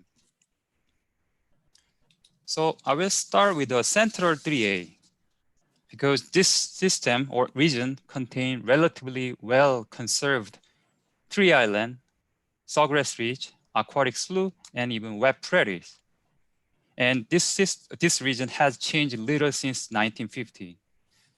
Under existing condition, water depth is 1.3 feet. Sorry, I forgot to mention what each column means. So the first two columns is annual average water depths under two different models. Next two column is a seasonal maximum depth, again under two different modeling scenario. And hydro period is basically how many days the soil surface is submerged underwater. So 0 means no water for the entire year. 365 is the maximum days, meaning the soil surface is submerged underwater throughout the year. So again, go back to central 3A, which is a relatively healthy area, has a water depth of about 1.3 feet annually, maximum depth of about 4.6 feet, hydro period is 11 months. And under the increased water flow modeling scenario, there is a slight increase or decrease, almost no change in hydro period. So I will use this central 3A as a temporary reference system, comparing to other more problematic area. So I will start with the northern 3A. So northwestern 3A is the area benefiting most from increased water flow. And under current condition, water depth is less than 1 foot. Maximum seasonal depth is also half of the central 3A. And most importantly, hydro period is about less than actually 9 months. And under increased water flow modeling condition, it will increase significantly. And hydro period will be about 11 months. Northeastern 3A is very close to the largest wading bird rookery, breeding and nesting area. And the current condition, the dry condition increase the potential of egg and nest predation by mammal because they can reach that area. But under improved water level, the water level will get deeper, except the seasonal maximum depth, because maximum depth is already quite deep. But hydro period also increased by about 40 days. And let's move down to the eastern 3A and southern 3A. Under current condition, high water is a problem, because if you look at the maximum depths, under current condition, seasonal maximum depth is greater than 5, almost 6 feet, and even southern 3A also higher than 5 feet. And hydro period is slightly longer than central 3A. The problem of this high water is it will increase stress for even alligator or wading bird, higher trophic level organism, because it will reduce food availability. But under the increased water flow, the model, it will decrease maximum depth slightly by 0.2, 0.4 feet, and it also decrease hydro period.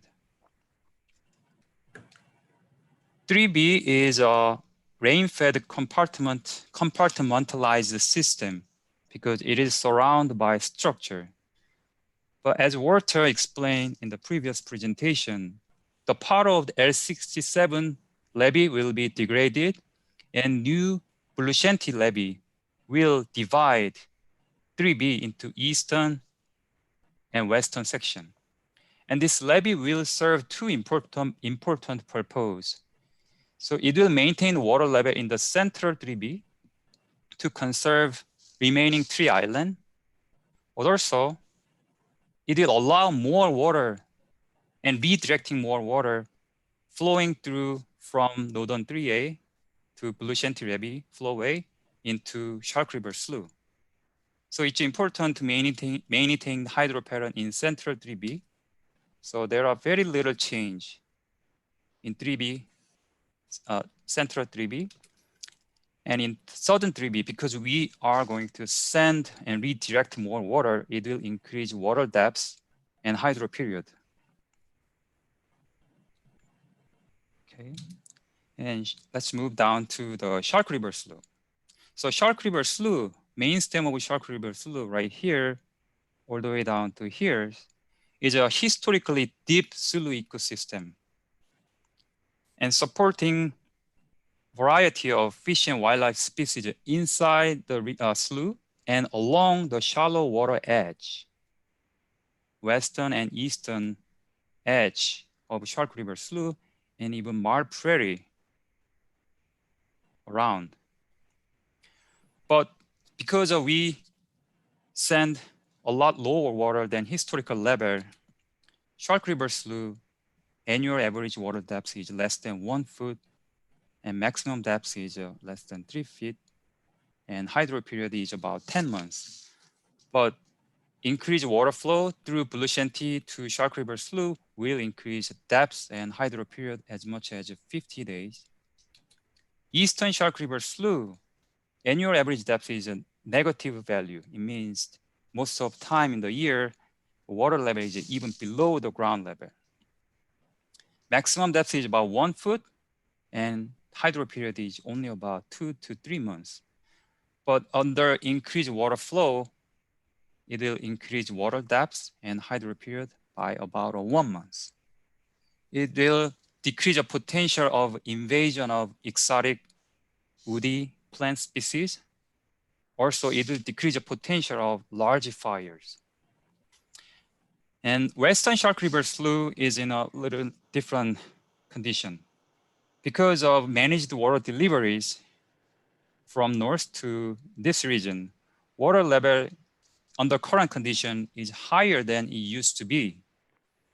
But with the construction of Blushanti levee and more water going into the Shark River Slough, it will decrease the maximum depth and hydro period. So in summarize this table, the dry area under current condition will have more water, increased depth, and hydro period, except northeastern 3A, where the seasonal maximum depth is already a little high.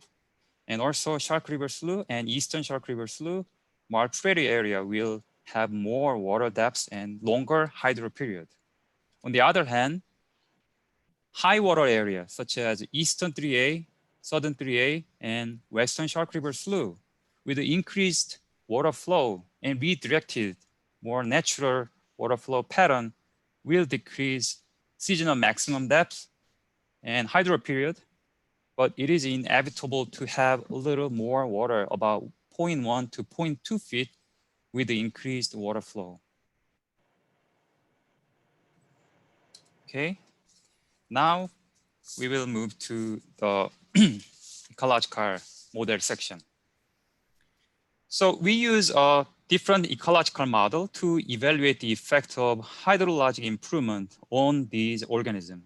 And these organisms are early warning indicator because their abundance, distribution, density, and habitat score increase our capacity to manage the ecosystem. The organism, aquatic organism on the left table is an important or sometimes primary source of these higher trophic level organisms because they consume aquatic primal production detrital organic matter and transfer that energy into the top trophic level consumer.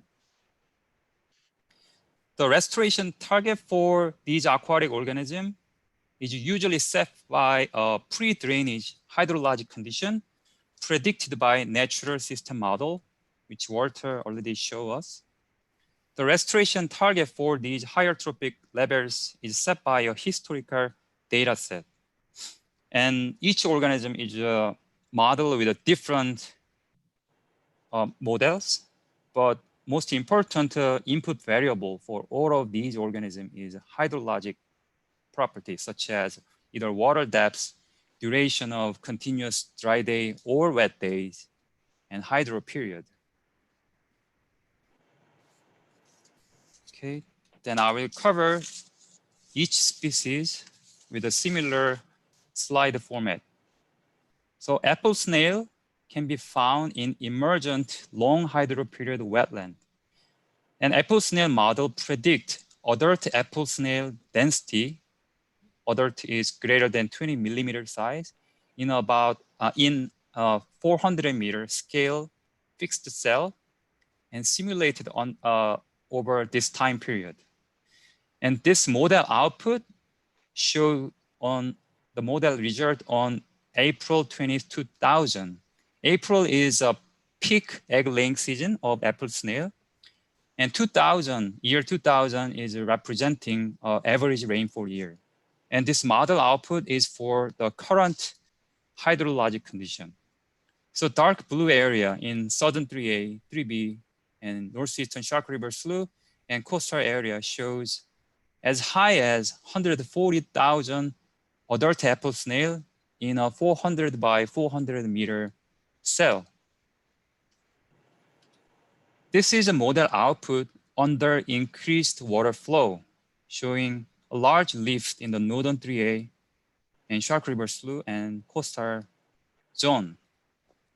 And for each species, I will present a summary table on the bottom, like this area where we see a decline of density or index for other species or improvement.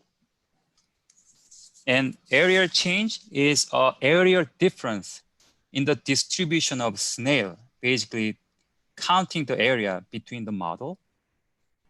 And this density difference in the percentage expressed as a percentage is average density in the entire model domain. So we got one value from this day, April 20, 2000, under ECB and under C240, and compared to between the model to get percent difference.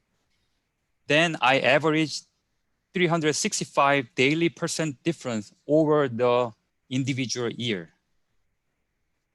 But instead of showing C240 output, I will show another map presenting the difference between C240 and existing condition, because this map shows the difference between model more clearly. So this green area shows the lift of apple snail density about 100,000, and red area show a decline of apple density in this area. So as I said earlier, we have a decline of apple snail density in the increased water flow condition in eastern 3A relative to existing condition. We also see a increase in apple snail density in northern 3A, central 3A, and Shark River Slough. And this number is basically calculated by subtracting red area from the green area, resulting in a net increase of apple snail density in 318,000 acres. And this number is based on the average value from dry and wet representing years. And in the entire 11-year modeling period, annual average of daily snail density is 41% higher under increased water flow relative to the existing condition. And some of these higher differences, percent difference between the model are observed during the dry years. So for example, this is another new map show the model output in one of the dry year, 2004. And as you can notice, this northern and central 3A, even 3B, and Shark River Slough, density difference now is just higher. So we see the higher annual percent difference between the model. Okay, next, small fish. Small fish are highly sensitive to local hydrology and aquatic primary productivity.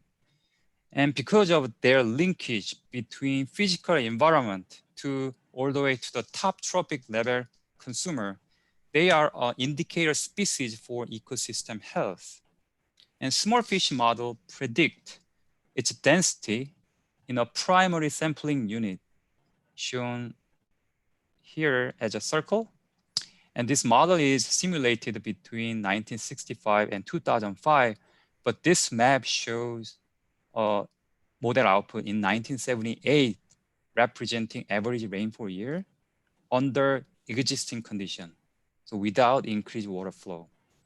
And in southern and east central 3A, small fish density is as high as 17 fish per meter square. Now I'm skipping the C240 model output, but sharing the difference between the model, just to emphasize the difference between the model in the same year. So this darker green in Northern 3A and Shark River Slough showed a lift of density percentage, a percent difference between the model, as high as 100% increase in Northern 3A. And there are also two sampling points where we can see a decline of fish density under increased water flow relative to ECB. So I already covered the first two columns. And area change is not available because this model is run in a sampling unit. But in the entire 41-year modeling period, annual average of daily fish density is 129% higher under increased water flow relative to the existing condition. And similar to apple snail, some of these higher number between the model are observed during the dry year. Again, as an example, I'm sharing another model output in 1989, showing even darker green circle in northern central and 3B and Shark River Slough. We have not run any crayfish model, but from the model output of small fish and apple snail, we expect that crayfish would also increase in northern 3A and eastern Marl Prairie, close to or adjacent to Shark River Slough in a newly created wet condition environment.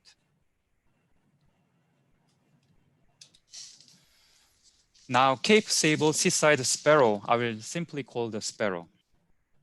We can find the sparrow in a short hydro period Marl Prairie, especially in national park around the Shark River Slough. And this model predicts the habitat suitability score of the sparrow based on the sparrow's hydrologic requirement.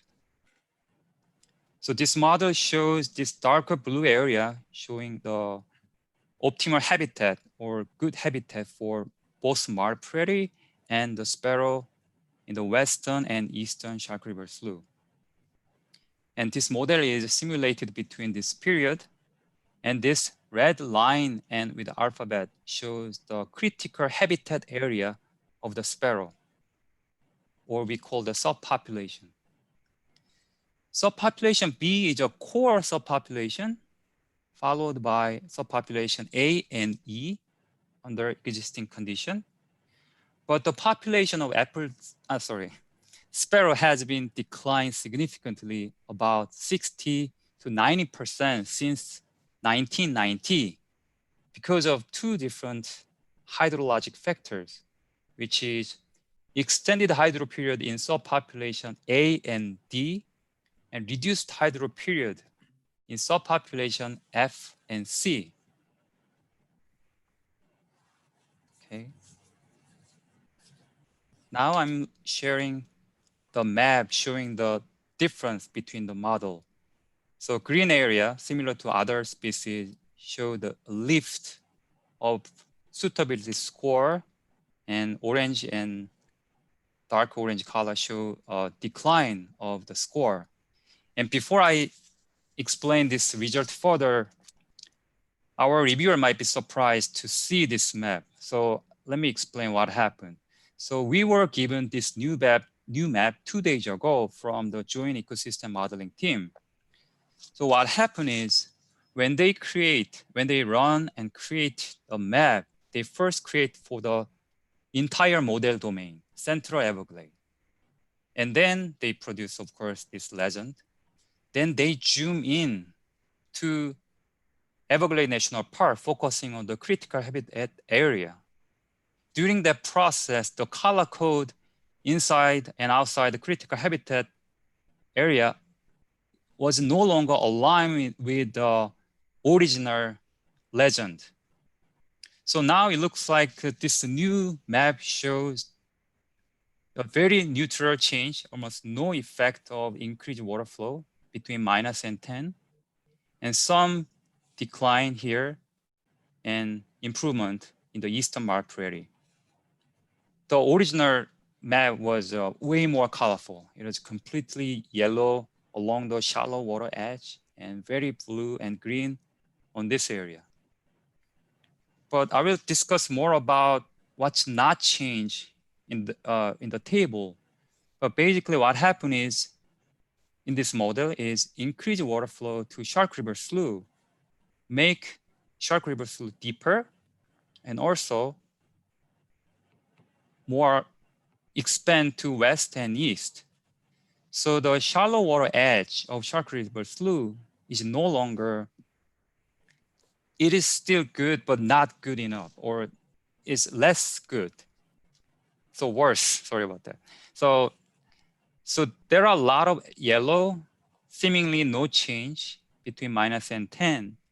But it turns out that there are many negative values between 0 and minus 10 in this shallow water edge, and of course in this side.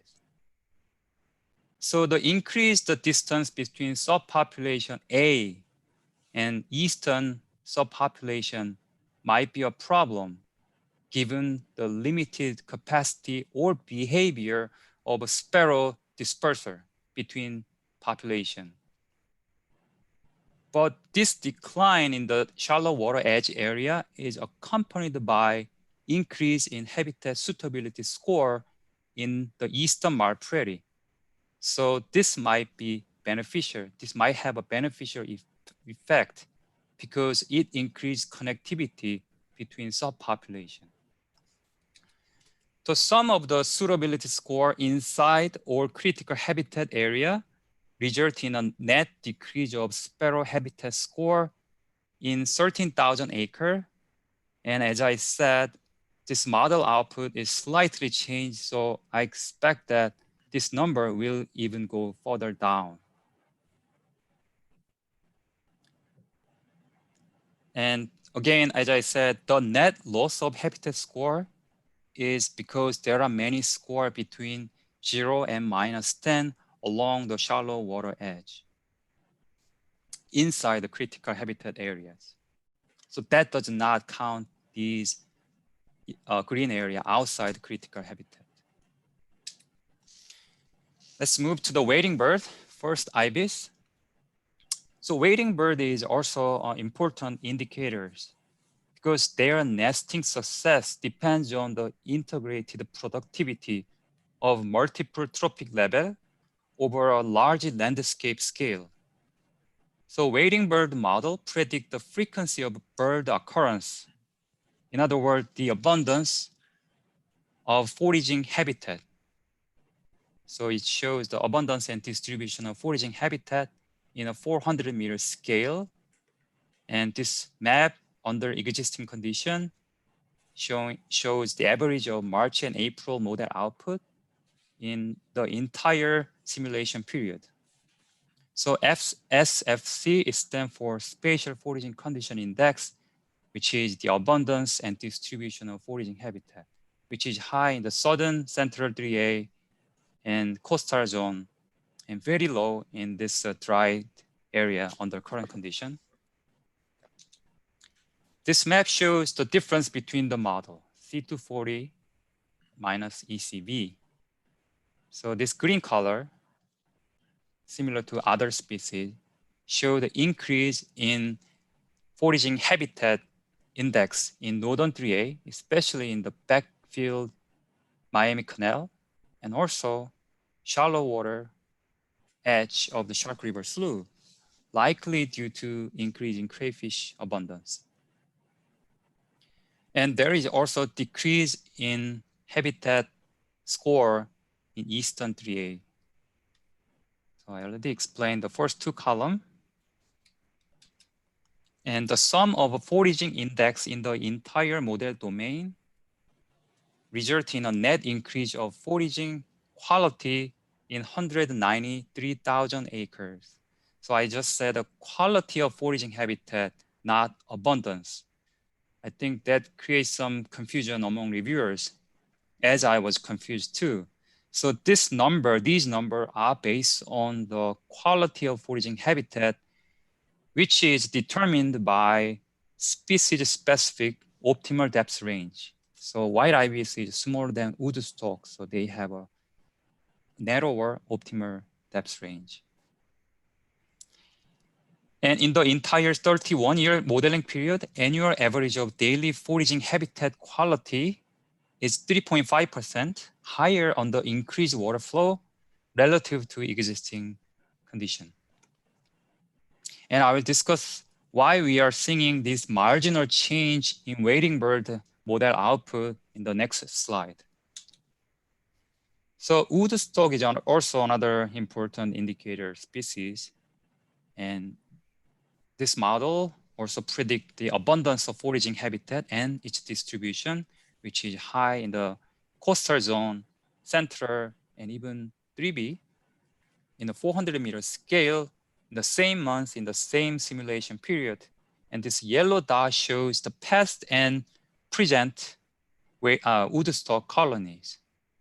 So again, SFC stands for Spatial Foraging Condition Index, which is abundance of foraging habitat. This map shows the difference between the model, again showing a large lift in the northern 3A and backfield Miami Canal 3B, because the hydro period increased in this area, and Shark River Slough, and a little bit of shallow areas adjacent to Shark River Slough. But we also see a decline of habitat score in eastern 3A and southern 3A.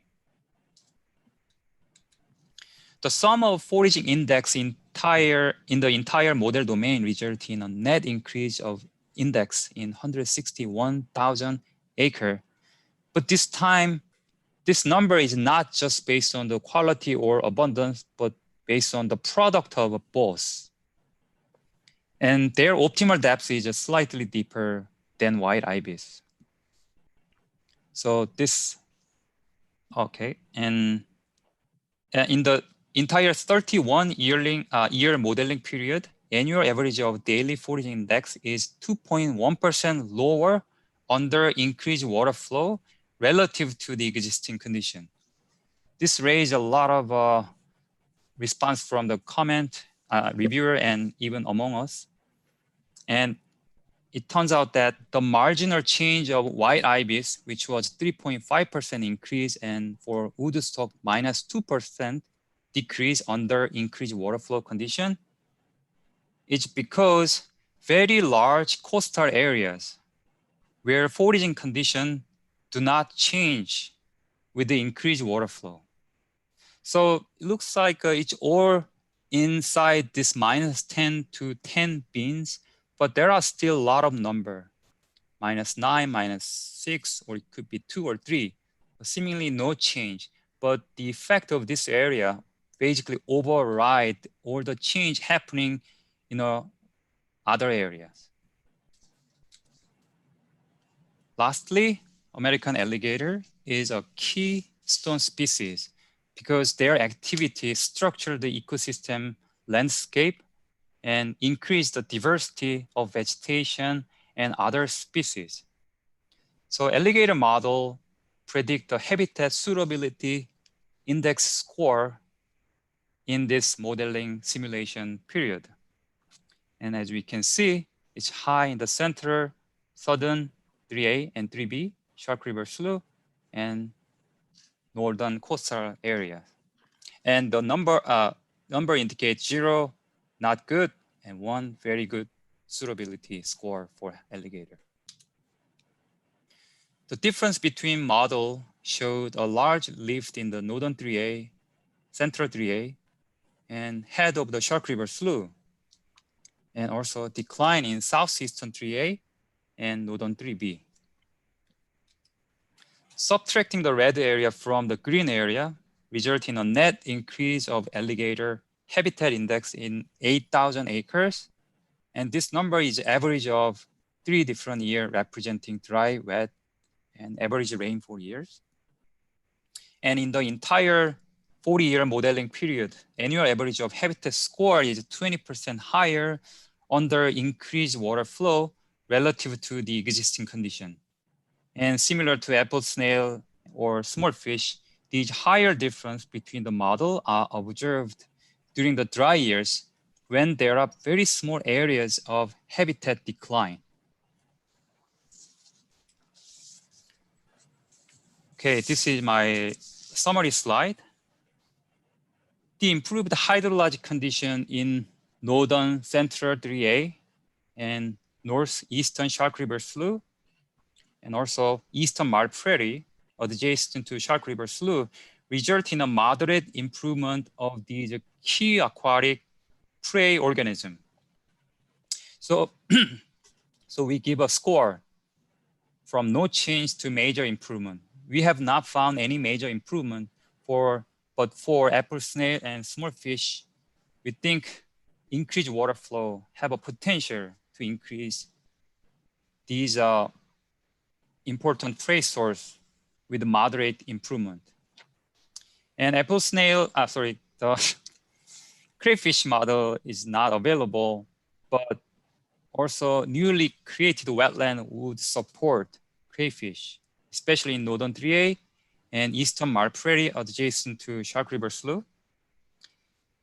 And for these higher trophic level organisms, although there are benefits of increased water flow for all these groups, it does not provide entire habitat scale improvement for the sparrow or landscape scale improvement for wading bird and alligator. So we give a minor improvement for these, and we give no effect score for the sparrow because there is an area of loss and area of gain. Okay, with that, this is my last slide, and I will take any question.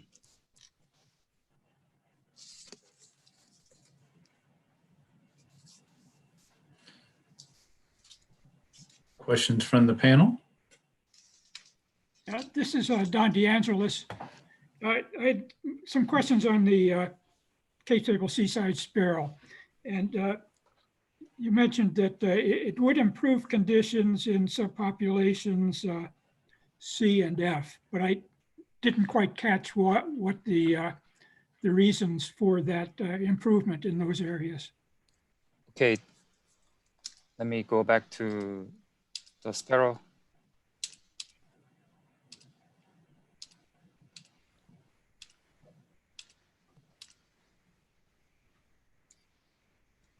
Yes, I understand your concern and question and concern, because the problem is we know very little about the sparrow ecology, or I know very little about sparrow ecology. But what I said is the increasing connectivity between F and C would increase their population. This is actually not based on the scientific finding, but just a general ecology knowledge. So one of our concern and reviewers' concern was separating the subpopulation A from other.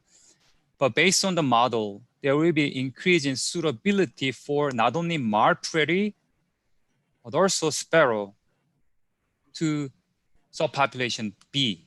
So basically this area seems like there is no change going on, but there are many small positive number between 0 and 10. So we believe that increasing connectivity, not only hydrologically, but also ecologically, might have a beneficial effect for eastern population. Yeah, concerning the subpopulation A, I know there was, under the Everglades Restoration Transition Plan, there was some flexibility in the way water could be regulated through S12A and B to protect the sparrow during its breeding period. Is that something that's still something that's going to continue under this the new plan? Hi, Walter, can you answer about the question about S12 structure operational flexibility? Yeah, so the short answer is yes. In the future operations, the priority is to take advantage of the improved conveyance through the Blue Shanty and sending water into Northeast Shark River Slough. So there's less need to have to discharge through the S12s, in particular S12A and B. But in the modeling and in the planning, the similar constraints as what was contemplated in ERTP and have recently been continued in the combined operating plan, they are considered in the Central Everglades plan moving forward. So the seasonal closures of the S12s when the conservation areas are below the top of their schedule. Okay, thank you.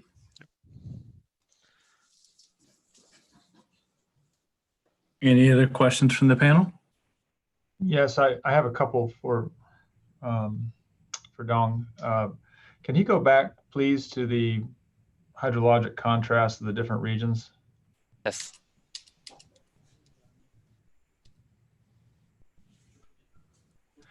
Yep. So before I ask questions about this, first of all, I want to say thank you for putting this in here. This is a major improvement over what was in the technical document.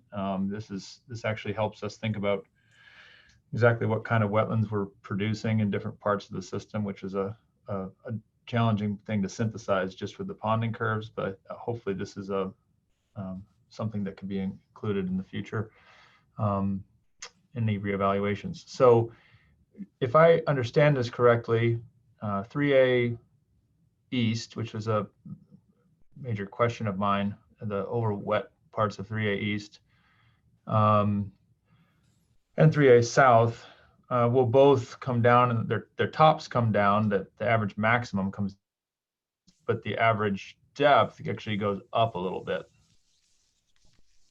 So under C240, the east and the south, you're going up maybe a couple tenths, a tenth to a couple tenths, because you just have a lot more water. Is that correct? So they go from 2.1 to 2.3 in average, and 1.8 to 1.9. So I mean, this is obviously an area that can't really solve the problem in, but I just want to make sure I'm understanding that. So the maximums come down, but not the average. Yes, that's from the normalized duration curve. Now Okay. now I try to remember whether it's from indicator region or gauge site, because some of the dots or indicator region is not available. But because indicator region is better index because it covers the larger area than gauge. But based on that curve, this number is correct, yes. Okay. And so the other nice, okay, so I'll come back to that one in a minute. Two other thoughts here. Shark River Slough itself seems to see the greatest benefit here because it comes to average depths very similar to 3A Central. It comes right up to 1.5, which is nice. I'm assuming this is from the indicator regions. Yes. Normalized curves. And then, although its maximums aren't as high, at least its average is quite high, and the hydro period comes up quite a bit. So this really helps us understand what kind of wetland we're going to make in in Northeast Shark River Slough, and alleviates my fear that we're actually going to make something really, really deep like the overponded areas. But as to that, the next line down from Shark River Slough, the Eastern Shark Slough, you can make maybe 4 months of, maybe 3.5 to 4 months of water there in the hydro period way on the right. And you're not going to make a whole lot of crayfish production probably with 3 to 4 months of water. And I think that evaluation is probably correct. The big effect for the crayfish comes in the north. And this is an incredible amount of water. I think it's wonderful for the Everglades, but the really big benefits coming way up in the north and Northeast Shark River Slough, of course. But the northern 3A, both east and west, is probably going to see the biggest benefit in terms of crayfish production. But let's go back to I want to go to the wading birds. If you go to the wading bird models quick.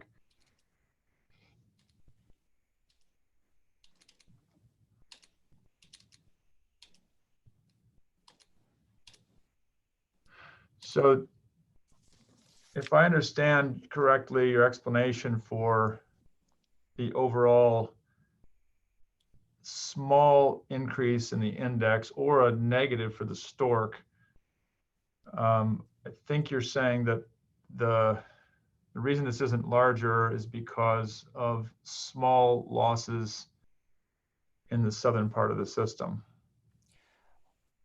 Okay, so I will clarify.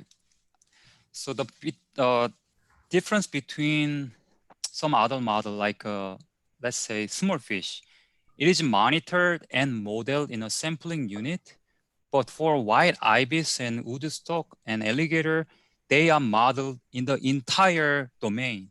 Right. So I was very confused why there's simply more green area than red area. How come I have a negative number for woodstock? It turns out that I'm looking at different index first. But also when they count or when they average the white ibis foraging index for the entire model domain, they also average all the value in this area where seems to be a no change, but each cell has a number. And because this number at the area size much larger than area of improvement or decline, this override any change in other side or other area of improvement or decline.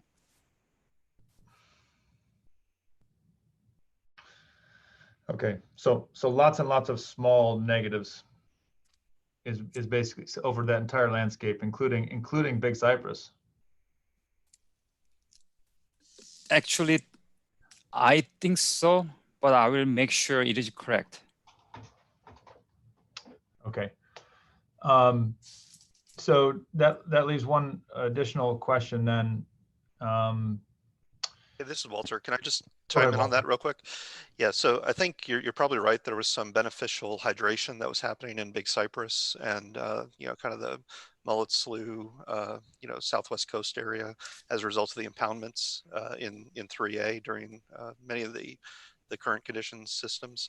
And so what's happening in the central Everglades is that we're restoring the natural sheet flow pattern there. And because we're promoting so much flow to the east, having relatively small changes on the western side is probably not overly surprising, and that they're probably in the wrong direction.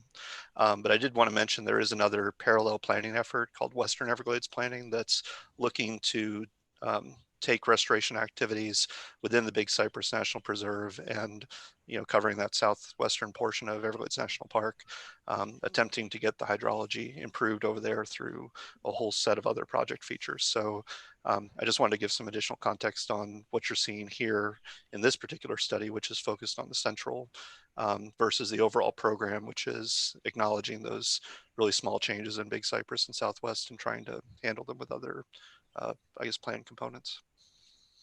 Okay, thank you. So this leaves one last question then about these wading bird responses. Why the orange along the L67A? What is the hydrologic change that's making that a loss. In fact, more than a 10% foraging loss. Based on your hydrologic evaluation of those regions, I'm seeing a slight increase in average depth, but a decrease in the max.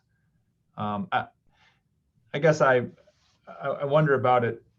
I wondered about originally because I wondered if these areas actually were getting a little deeper, and maybe they are under one measure. But your ecological evaluations are also themselves hydrologic evaluations, right? They're little subtle parts of the hydrology that affect wading bird habitat use. And so really they're kind of two different hydrologic evaluations. One, the way the bird sees it, and one, a nice summary statistic on ponding depths. And I wonder if anybody has an idea of why that's negative. Okay, I will try to answer first, then maybe Mark Cook add any additional answer.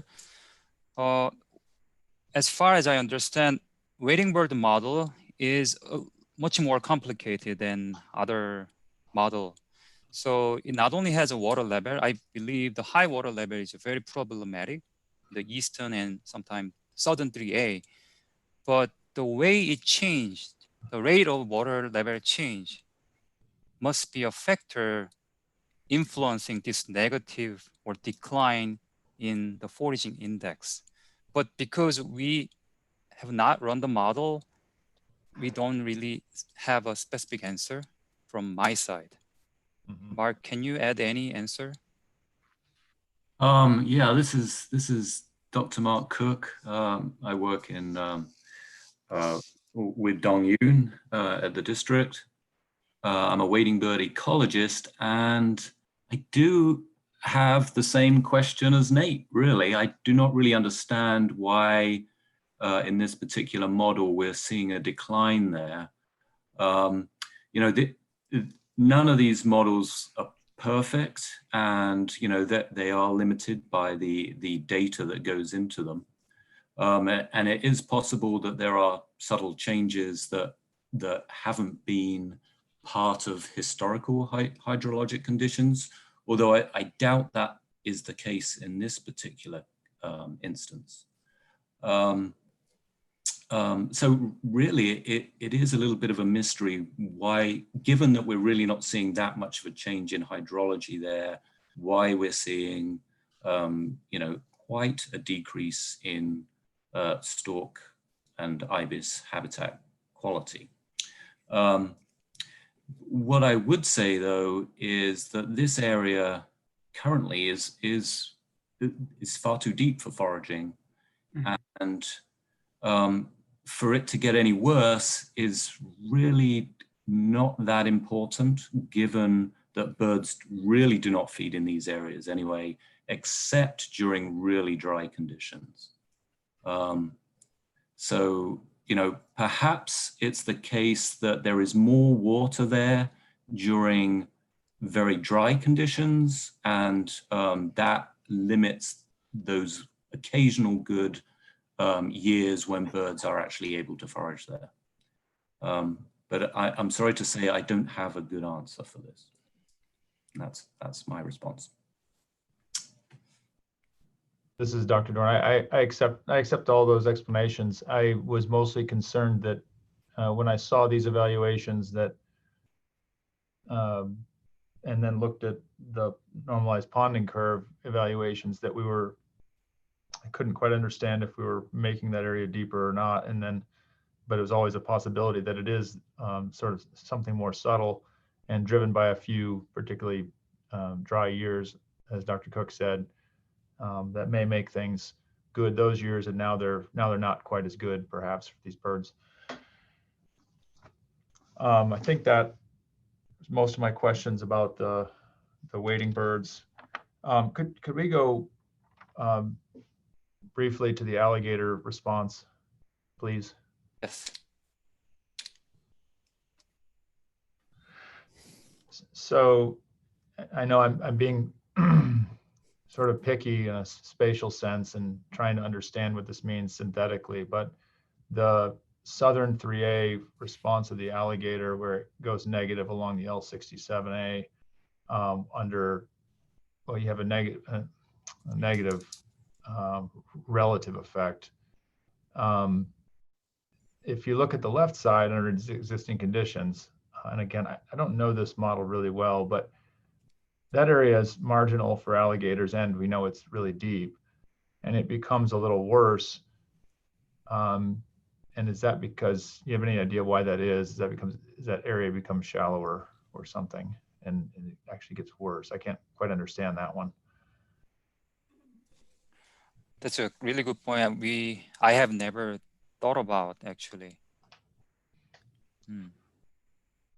Yeah, like I said, I mean, both of these are, so I really appreciated the hydrologic evaluation comparisons of region by region, and I thought that was a wonderful addition.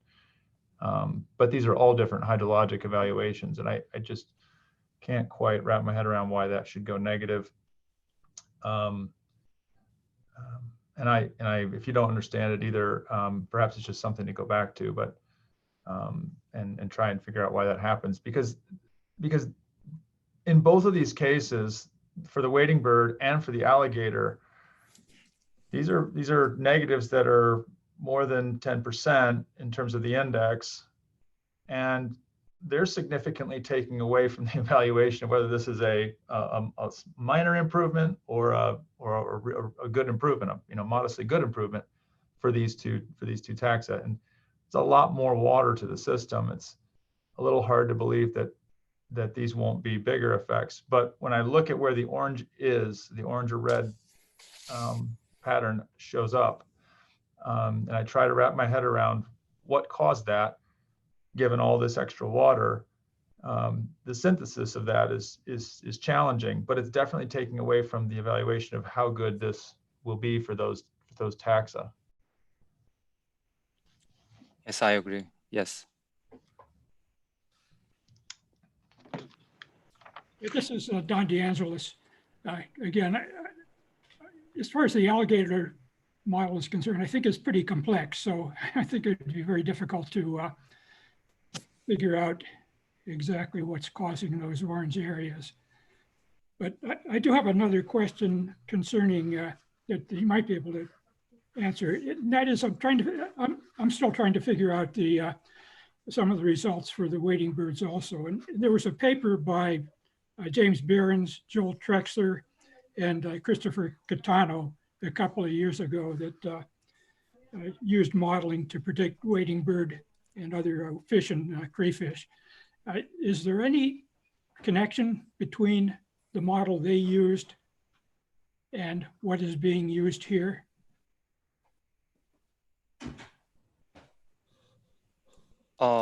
I believe this model, this current model we use in this slide or presentation, is developed by Dr. Behrens. Okay, so it's probably, yeah, maybe the same model that they discussed in a paper called in Restoration Ecology. Right. It's a little bit hard to connect their results because I can't, they use a number of different restoration scenarios. Right. I'm not quite sure which one best connects with the C240 scenario. Yes, I think I read that paper, and I think they run about 2 or 3 models, including C240, not this C240, but another C240, which increase additional 300,000 acre feet delivery. Okay. On the other hand, this C240 will increase 370,000 acre feet. Yeah. So but I'm not 100% sure. Okay, well, thank you. I will double check. Yeah. All right. This is Don. I'd like to go ahead and move into some other portions of the presentation and kind of get specifically to some of the peer reviewers' comments. Dun Yoon, see if you can release it back to me. Yep, I did. Thank you.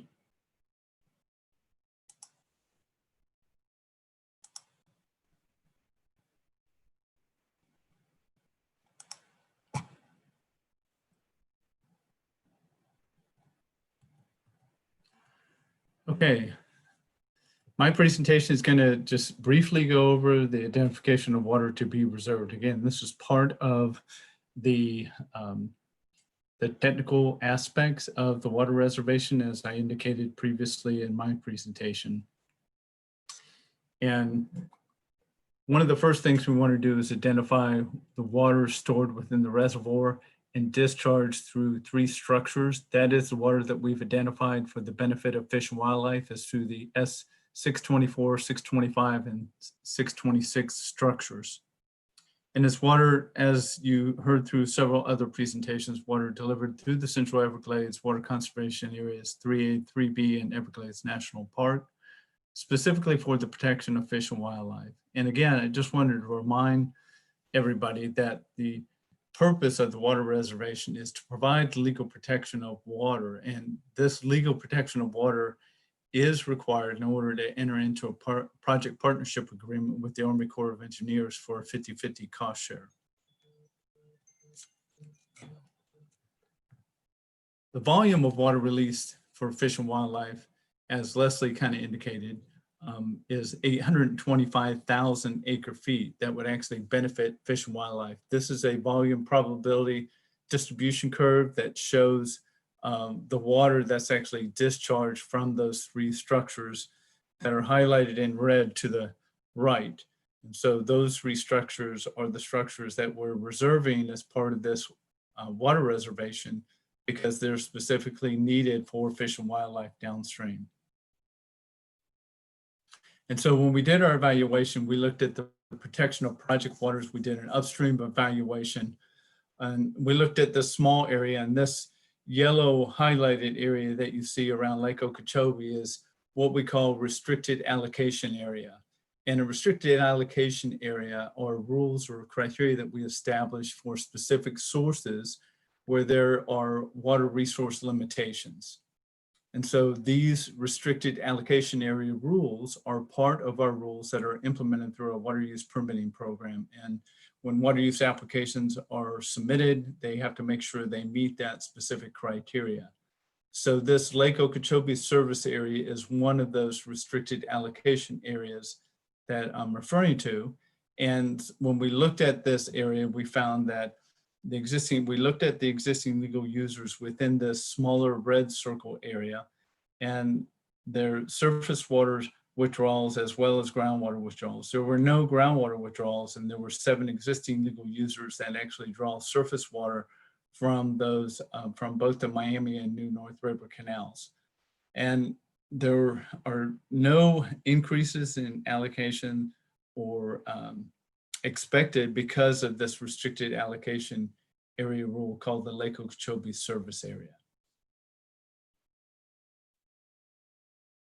We also look at protecting the project waters within the reservoir itself. So we evaluated to ensure that the water from the reservoir would be protected from future withdrawals, including ensuring that the areas surrounding the reservoir, if there were any wells or anything like that that could potentially induce seepage that would actually take water away from the reservoir. We evaluated that as well. And again, we don't expect increases in allocations due to the LOSA restricted allocation area rule. Finally, we looked at downstream watershed evaluation to look at the discharges from the EAA reservoir and stormwater areas. And all the areas down south are within a different restricted allocation area rule called the Lower East Coast Everglades water bodies. So the areas that you see in brown is the areas that covered this different restricted allocation area rule. And so most of these lands that you see in brown here in the figure to the right are mostly in public ownership, or we already have an existing flowage easement to ensure that we are allowed to increase the flows through these areas. And that includes water conservation areas 1 through 3, as well as Everglades National Park. So with that, we think that the risk is going to be minimal for, ensuring that we protect the water, but minimal from the risk standpoint of additional people withdrawals occurring in the future because of these protections that we already have in place. So with that, I'll take any questions from the peer review panel.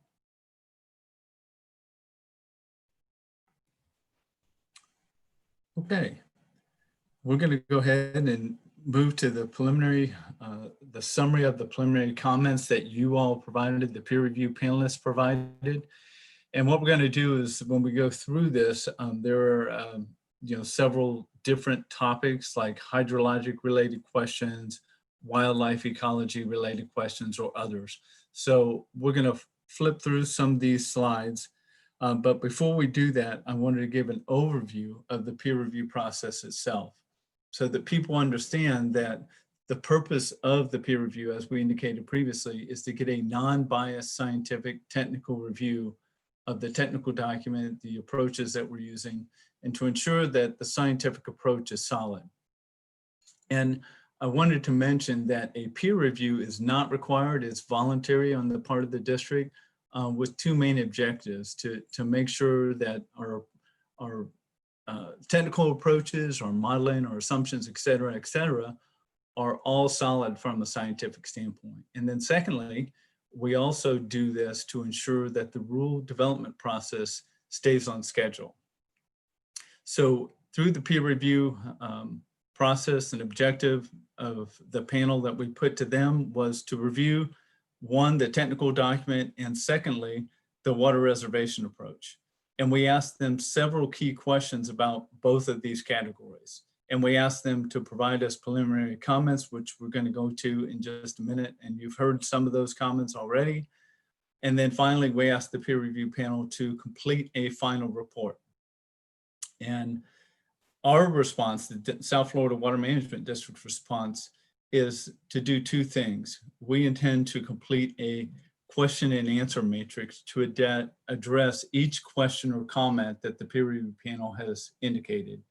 And then secondly, revise the draft technical document, finalize, incorporate those comments, and clarify things that were not clear through the initial review, and to produce a final document that we expect it to be an improvement as a result of getting the peer reviewers' input. So with that, I'm going to go into some of the preliminary review questions and comments, and understanding that a lot of these questions or comments have already been addressed, but I think it would be good just to kind of show these different topics. One in particular that there were a lot of comments on were the ponding depths and the hydro period. And I'm gonna, ask the panel if we've addressed some of these comments already in the presentation material, then we don't need to go there again. But I want to hear from you that you're satisfied, or if you have additional questions, that's perfectly fine as well. So getting to the first topic, one of the questions that was asked about ponding depths are, what are the targets? And if you, as the peer review panel, want to expand on this question more, you feel free to do that. In the meantime, I've asked Walter Wilcox to maybe try and answer some of those questions. So Walter, if the peer review panel doesn't have any additional comments, do you want to try and address that first bullet? Yeah, and I think a lot of the information that was covered in the earlier presentation by myself and Dong Yoon hopefully provided some of the context on what's happening here. Related to the targets, I guess I just wanted to maybe clarify that from a ponding depth perspective, there's a ridge and slough recover performance measure. And that's where this concept of Northeast Shark River Slough comes in. Essentially in the development of that performance measure, again, by the Recover landscape scientists, they looked through the natural system modeling data that was available and bringing in other lines of evidence about the characteristics of the pre-drainage system as understood through observation and understood through landscape dynamic formation processes. They identified a location in Northeast Shark River Slough, which we call Indicator Region 129, as the most representative hydrologic time series of the types of conditions that would promote and sustain ridge and slough landscape. And so from the restoration perspective, because the Greater Everglades was kind of a very uniform, kind of spatially homogeneous ridge and slough landscape over the conservation areas as well as Everglades National Park. The target for that particular ridge and slough performance measure is indeed the water depths that were observed in Northeast Shark River Slough in the natural system modeling, but extrapolated across the entire system. So essentially we're looking for similar water depths as a full restoration target in South 3A, Central 3A, Northern 3A, as well as Everglades National Park. And so I'm not sure that comes across fully in the technical document, but there were some questions related to that. And I did want to make sure that was in context, that essentially that target is one of the performance measures that gets combined with many others, including some of the ones I showed earlier with soil oxidation and sheet flow distribution and timing and magnitude. And so it's not a one size fits all. We're not just trying to make the water depths across the system as deep as the pre-drainage NSM. But there is that is one of the considerations that goes into the I guess composite picture of how we restore the Everglades. And so those targets become kind of a shooting point. And I would say they're somewhere deeper than Central 3A in the current system. You know, maybe closer on average depth to what's in Southern 3A, but they don't have those extreme high peaks, you know, as indicated by Dong Yoon's information that you know, are caused by the unnatural impoundment in Southern 3A. So I think from a perspective of target depths, they're generally deeper than kind of analog locations like Central 3A in the current system, but they have somewhat less high depth variability to avoid inundation of tree islands and detrimental effects from excessive high water for long durations. So I think that's the main point I wanted to make on this this bullet, if there's any other questions or additional detail needed. So this is Nate Dorn again. In the absence of that perspective on the natural systems model, we were sort of forced to think about this. I was sort of forced to think about this relative to existing, as you said, analog conditions in other parts of the system. And it looked to me like the projection is that you're going to get to the levels of the Central Water Conservation Area 3A, but not to Southern. But I guess what you're saying is the natural system model that you were originally looking at suggested you should be trying to make something even deeper to maintain ridge and slough systems. Is that, and tree islands as well? Yeah, that's correct. So the overall restoration target is still a little bit deeper than what the CERP program or the EAA reservoir is able to fully achieve. So we're, you know, almost 100% of what CERP envisioned, and we're significantly improved over the current system. But if you go based on that ridge and slough target defined by Recover, there's still some additional depth system-wide that would be beneficial to the landscape. I think this answers most of my questions, and I think Dong Yoon handled most of them. I do have one last one, and this is only partly related to it. Was there no way to channel, you know, given that you're not quite at the depths that you wanted, was there no way to move more water through 3B in the northern part of 3B and bring it down into Northeast Shark Slough, given that 3B changed a little bit, but not at all in the north? Yeah, so Leslie mentioned earlier that there were a number of different plans looked at as part of the EAA Reservoir study. There were also a number of different plans looked at as part of the original Central Everglades study. So there were 4 primary alternatives that handled 3B in different ways. The one that we landed on is what you see in the plan, which has the Blue Shandy flowway, which kind of compartmentalizes 3B, but there were other options that attempted to send water through 3B or distribute water more across the landscape, kind of consistent with that natural flow pattern that I showed. The challenge comes that when you put water into 3B in today's system, number one, 3B is significantly more degraded than other parts of the natural system. So you can't just return it to pre-drainage depths and expect to have successful outcomes. You have to kind of go onto some type of transition plan. And in addition to that, because of those man-made features, there's a pretty strong seepage gradient from west to east. And so when you put water in 3B, as much as the landscape indicates it should flow south into Everglades National Park, the reality is that a lot of that water is kind of drawn to the east and, you know, toward the developed areas, which are kept at a lower water level for, you know, flood protection and people living there.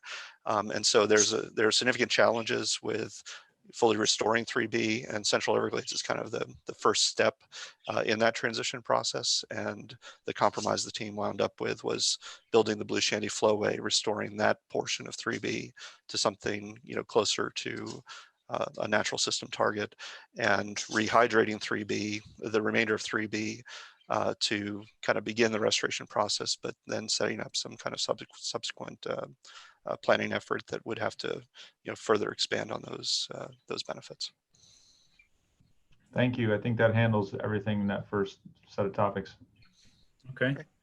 Dr. DeAngelis, any additional questions there that you need clarified that are bulleted on that first ponding depths topic? No, I don't. I think that covered it fairly well. Okay. All right. We'll move on to future modeling. And, you know, the question is, are there plans to extend the modeling simulations beyond the 41-year period of record? Walter? Yeah, and so the short answer is yes, but not in this process. So the Interagency Modeling Center, which, as I said, supports the overall CERP program, has been working on a data extension update, and we have models that now run from 1965 through 2016. So they include many of the more recent years in the period of record, including some pretty substantial droughts and the 2015 Super Nino event. That period of record will be used in upcoming planning work, including the development of the new Lake Okeechobee regulation schedule. But from the EAA modeling perspective, I think that this plan has already been authorized, and the modeling, there's no plan right now, given limited resources, to update the modeling for this I guess project specifically, but I would expect at some point in the future, as we, you know, continue developing restoration plans and in kind of the additive nature, the way that we do it is we start with everything that's authorized and then add another piece to the puzzle. That will kind of facilitate at some point in the future extending these project features out into the extended period of record, and we'll have that information available. It just won't be done under the umbrella of the EAA Reservoir project, likely. And Walter, just to clarify, when you say authorized, do you mean authorized by Congress? Yes. Okay. Sorry. Just wanted to clarify. Yep. CERP speak. Well, that's okay. The next slide is regarding wildlife modeling related concerns and coastal salinities mangrove movement. There was a question about quantitative estimates available for, you know, looking at the possible effects on coastal salinities and to look at mangrove movement inland. Can you use the mantra model? Okay. Dong-Yoon. Yes, this is Dong-Yoon, and I will pretty much read some answer written and prepared by our team and even Florida Bay team. So for the first question about coastal salinities and mangrove inland approachment, yes, in CEPP report, the salinities for different locations in Florida Bay were estimated from multiple stage non-linear regression model. And the model predicted salinity should decrease on average by 1.5 PSU. And even another model predict that it will also reduce the possibility of seagrass die-off. And also it may change the community composition in area close to the coastal area. And also increased water flow would decrease inland migration of mangrove forest and potentially slow down saltwater intrusion into freshwater marsh. But these data are not presented here because there are no models approved by US Army Corps, which predict the effect of this on the fish and wildlife in Florida Bay.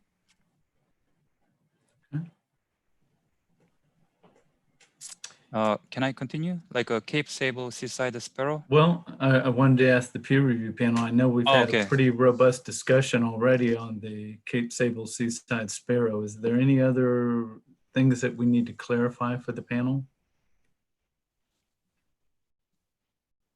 This is Don DeAngelis. No, as far as the coastal salinities, no, that was a good answer.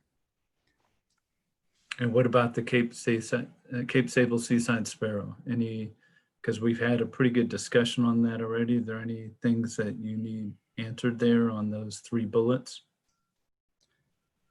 This is Dr. Dorn. I just, is there a target for marl prairies beyond the Cape Sable Seaside Sparrow, or is that pretty much it? Is it a Cape Sable Seaside Sparrow target? This is Donghyun. Fred or Mark, can you answer the question?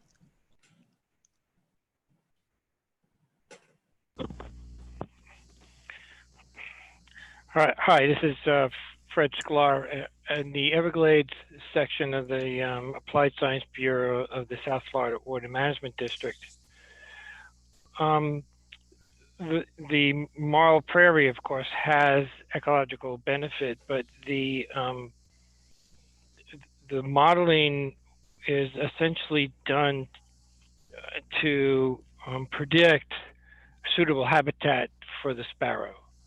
It's not being done to evaluate its potential use, for example, for crayfish.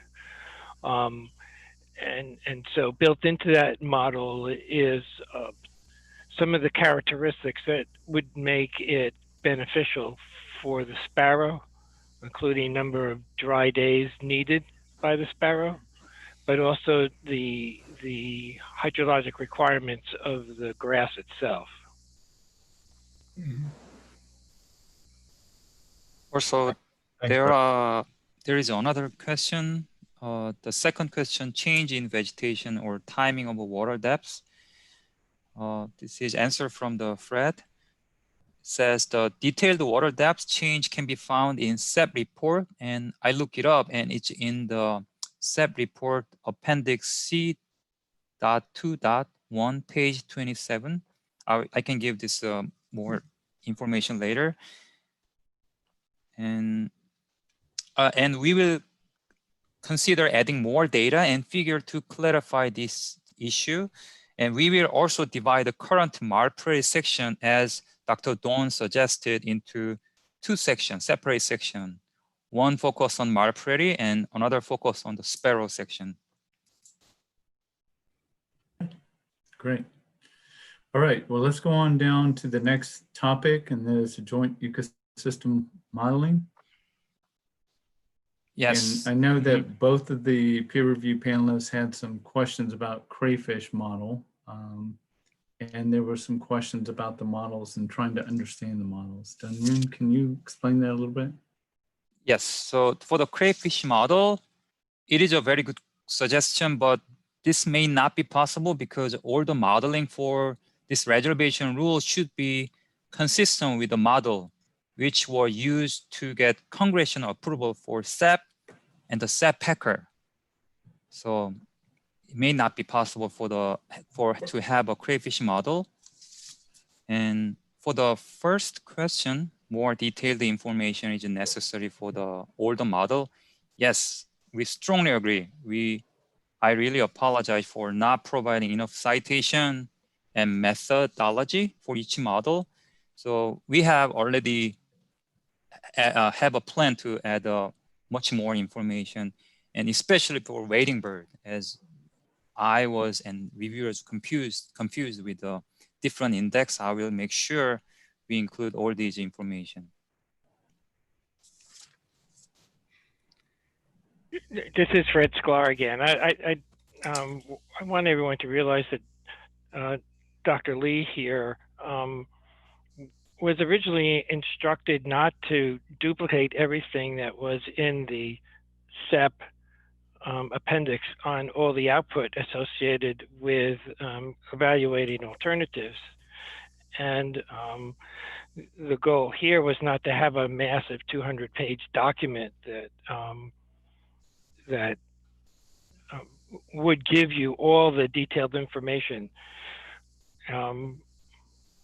So I just want him to know that in the opinion of most people, that he did an excellent job of capturing the highlights of the model output. And like he said, he will capture a bit more to satisfy the needs of the panel. So this is Nate Dorn. I think actually the evaluation he did here in the presentation was extremely helpful, Fred. And I think that the challenge just came in trying to synthesize some of the confusing responses. And obviously those ecological models for the birds, for example, are much more complicated, but it gave me pause about exactly those spatial regions, which were not necessarily covered in detail in the hydrologic analysis, those regions where the birds declined. And so I think that's where a lot of the questions in my mind came up. And then a few of the evaluations jump between an average year versus the average of the period.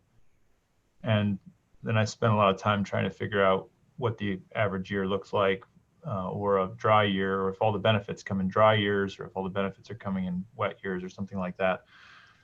I do think the presentation was a great improvement, and I kind of agree with you. I don't know that I want all the detail of these models into another 40 pages of the document, but maybe a little bit to try and explain where some of that, some of those negative, spatially negative effects for the birds or other taxa might be coming from. What aspect of the hydrology that is. Yes, I agree, and we're going to do exactly that. All right, so I think that answered the last bulleted item under difference maps and ecological evaluations. Dr. Dorn, is that correct? We just talked about that one. Yeah, I think so for the most part. I mean, sometimes when there's a negative proportional effect, it's happening in an area that it's already kind of bad, or you're getting or the absolute effect is maybe not all that significant because the organism doesn't use the area anyway. And so I think the difference is a nice way to do it, but I think the change between average years, wet years, and dry years versus the period of record made some of the responses challenging to understand. Gotcha. This is Donghyun. I have something to add here. Yes, we will definitely add the map of not just difference, but also absolute density and index. And also the map we provide, especially for representing year, like a dry year, average year, or wet years, was limited by just because we were given the model output only for those years. And actually those years are consistent to the previous CEPP report. That's why they just gave those years. But what we are trying to do is, if the wading bird, for example, wading bird model is available for a separate years, because they have a separate output in Excel file, they must have a separate map. So we are going to be a little more consistent. Thank you. Right. That'll be fine.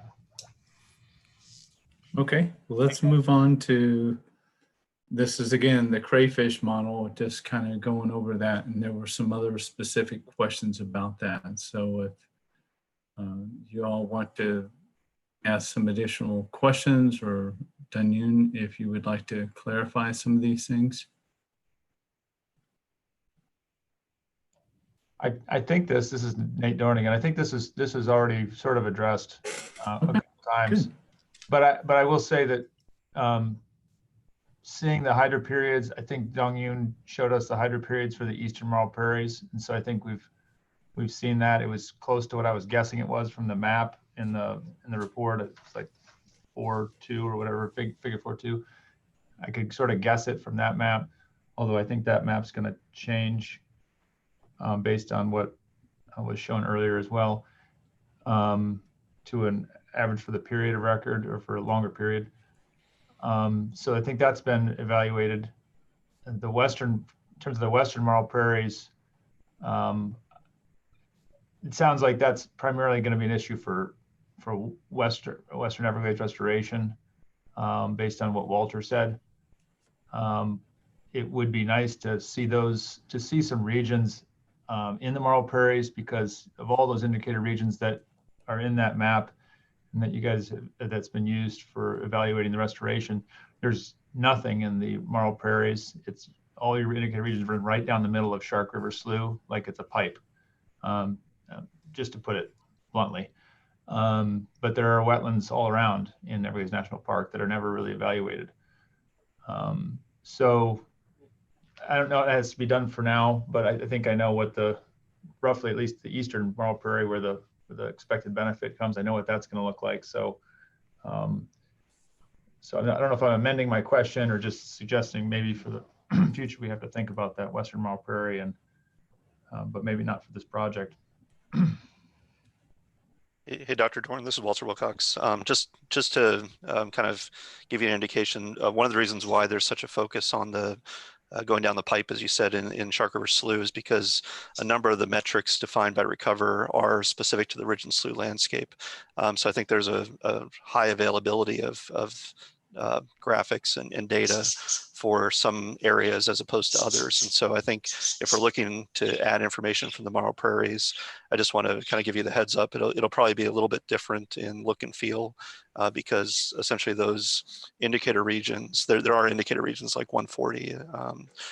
So they kind of flank the slough locations, but they don't typically generate the same types of graphics and the same types of metrics, because you're not evaluating relative to a ridge and slough target. You're evaluating relative to other defined targets, which have kind of been dominated by the Marl Prairies, Cape Sable Seaside Sparrow metrics that were discussed earlier. So just kind of an FYI on that. If we do add something for the Marl areas, it'll likely be a little bit different look and feel, and still have some challenges in cross comparing.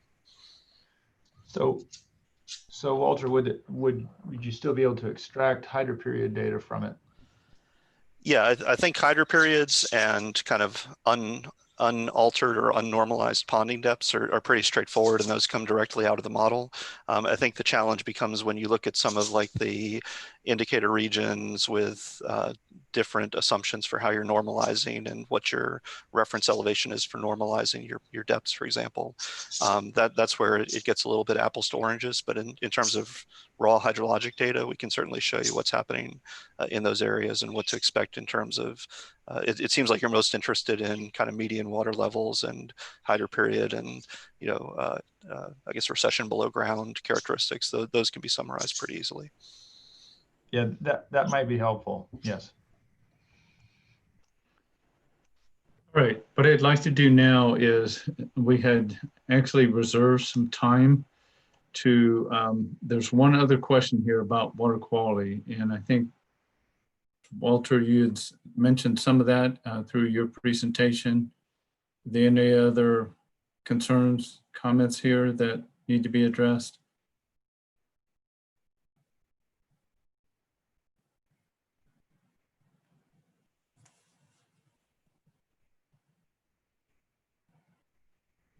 This is Don DeAngelis. I asked some of those questions, but I think they were sufficiently addressed. Okay. All right. Great. All right. At this time, rather than going through additional questions that we have for the peer review panel, because we're a little behind schedule, I'd like to go ahead and just move to the public comment period. And panelists, if you could, during the afternoon session, the collaborative peer review panel discussion, you'll have plenty of opportunity to ask district staff additional questions that you might have at that time. So what I'd like to do is just open it up right now for public comment. And for the public, if you can use the Q&A feature on the Zoom toolbar, you can submit a question about the presentations, the technical document, any of the discussions that have occurred here today between the peer review panelists and district staff. And I'll let our moderator, Brenda Mills, take it from here for any questions that we already have. Great, thanks, Don. This is Brenda Mills from the South Florida Water Management District. I'm going to start with the open. There's been about 20 or so questions that have been submitted. Some have been answered through the Q&A feature. I'm going to start with the open questions that have not been addressed yet, and I'm going to open it up to the other members of district staff to answer them. The first one is from Deanna Ampier. Can the modeling data input and outputs be put in on an SFWMD FTP? Thanks. Yeah, so this is Walter. I can take part of that.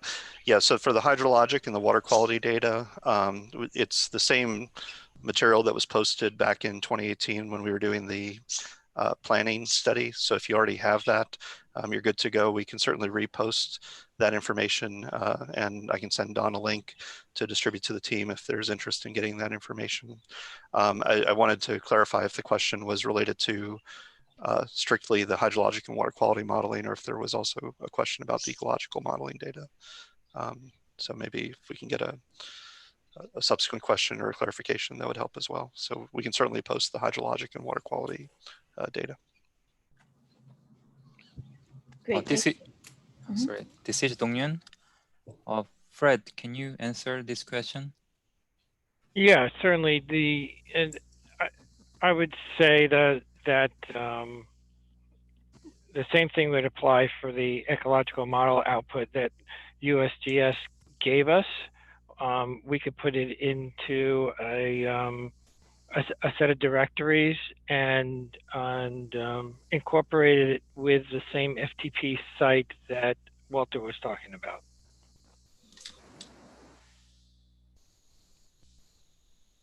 Thank you. The next question is also from Deanna Ampier. What's the accuracy of topographic data over the water conservation areas? Last I recall, LiDAR does not do well in the water conservation areas. This is Walter. I can take a first crack at that.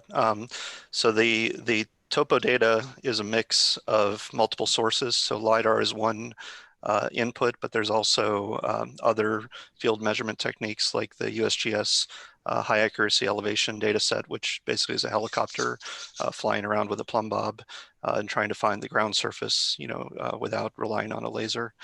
And so I think the DEMs, the digital elevation models that represent the topographic data are pretty good. I think the rule of thumb that I typically use is something like plus or minus half a foot in terms of topographic accuracy. But since we're looking at relative changes, I know that half a foot sounds pretty big, but since we're looking at relative water level changes, I think that the outcomes that were presented here today are still pretty robust and certain despite that underlying data uncertainty. So I'll just mention that the conservation area topographic data set is pretty good. It doesn't rely solely on LiDAR. And for the USGS products, I think what they use is very consistent with the Eden data set that's widely used in the community and is available on their website if you want to look at it in more detail.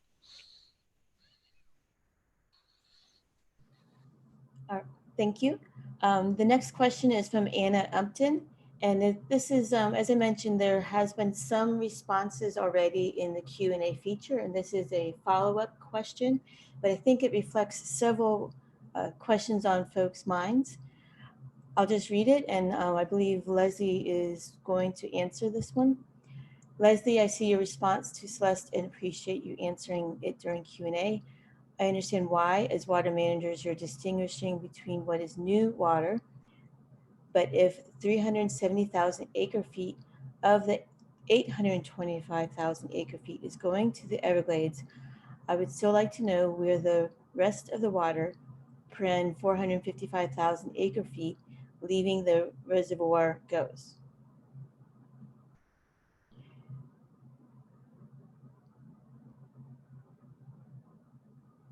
This is Leslie. And Brenda, do you want to read Celeste De Palma's question? Because I think we'll answer. Sure. Thank you, Leslie. And this is Celeste De Palma's follow-up question as well. Thank you, Leslie. I'm still confused. So if you can break it down even more, that would be best. So we have 825,000 acre feet annual average flow, paren sometimes higher, but let's stick with the 825,000 total for now, close paren.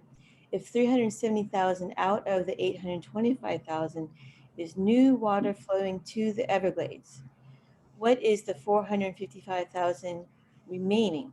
Question mark. Please break down what is existing water in that 450,000 acre foot and what is the still new water out of that remaining 450,000 acre feet. Thanks. So I'm trying to get back to the slide 20. I apologize for flipping back through all the steps. I believe there's a hidden thing on the bottom left that you can scroll up a little bit better. Oh, I see it. Far left corner, there's a little arrow. Yeah. Down by sfwmd.gov. And that's covered by my Zoom consult. Little challenges. We'll just get there. But okay, so I'm going to try, I want to try to do this again. And if I still need some clarity, somebody else can jump in. But I want to use this map here. Okay. So when we're talking about the 825 and the 370, you know, those two numbers in particular, we're not talking about the total water budget with just those two numbers alone. So that's one thing to keep in mind. So the existing condition without the reservoir and the new STA, so just the A1FEB and the STA2, STA3, 4, and now we're just talking about the central flow path, so just this area here. So with those existing facilities, the existing condition, the water that currently goes into the Everglades on average is around 750,000 acre feet. So once we add the reservoir and the STA and the new water that is able to capture, that amount of water crossing this orange line into the water conservation area increases by 370,000 acre feet. So then it goes up to over 1 million acre feet of water that's going to the Everglades. But because we're talking about the reservation and what water is being released from the A-2 reservoir and protecting that water being released for the natural system, we quantified that water as to what's the amounts being released from these three structures.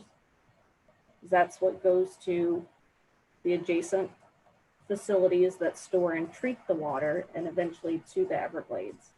And the amount of water leaving the reservoir here is 825,000 acre feet on an average annual basis. And it's much greater than the 370 because that's existing water and new water that gets captured in the reservoir. I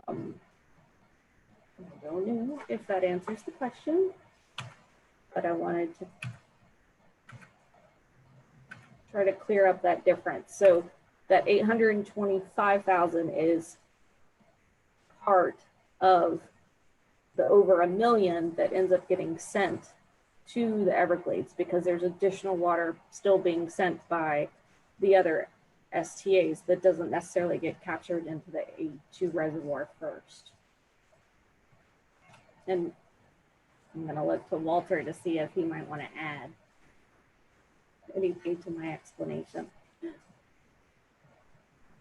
I think you captured it, Leslie. So I just want to restate all of the 825 goes to the Everglades. And the 370 is kind of a simplifying soundbite that reflects the new water, but certainly there's a lot of existing water that's going to the Everglades, and the reservoir improves the characteristics of that water as well by storing it and carrying it into the dry season, as Don and Leslie have described in the past. So we improve the existing water, and we also supplement that with 370,000 acre feet of new water. and all of the water that's in this reservation, that 825, all goes to the Everglades.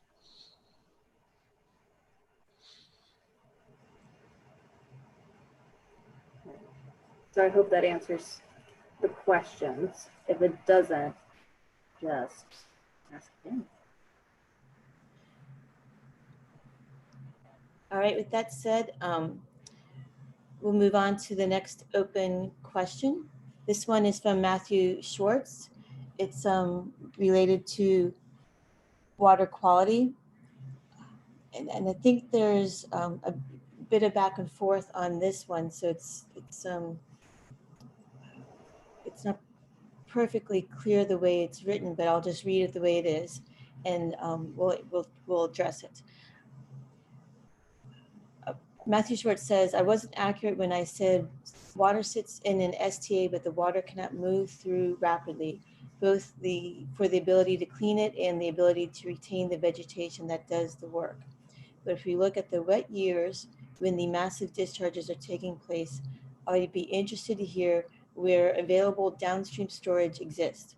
My own experience in the area, for example, 4 feet of water in Water Conservation 3A, shows there's no room for additional input of water south, and there's a struggle to get water out of the conservation areas into the canal along Tamimi Trail. If the discharges to the estuaries are going to continue during wet years, the district should be accurate in letting the public know how much will continue, especially since one of the key selling points of the reservoir is its ability to significantly reduce discharges to the estuaries.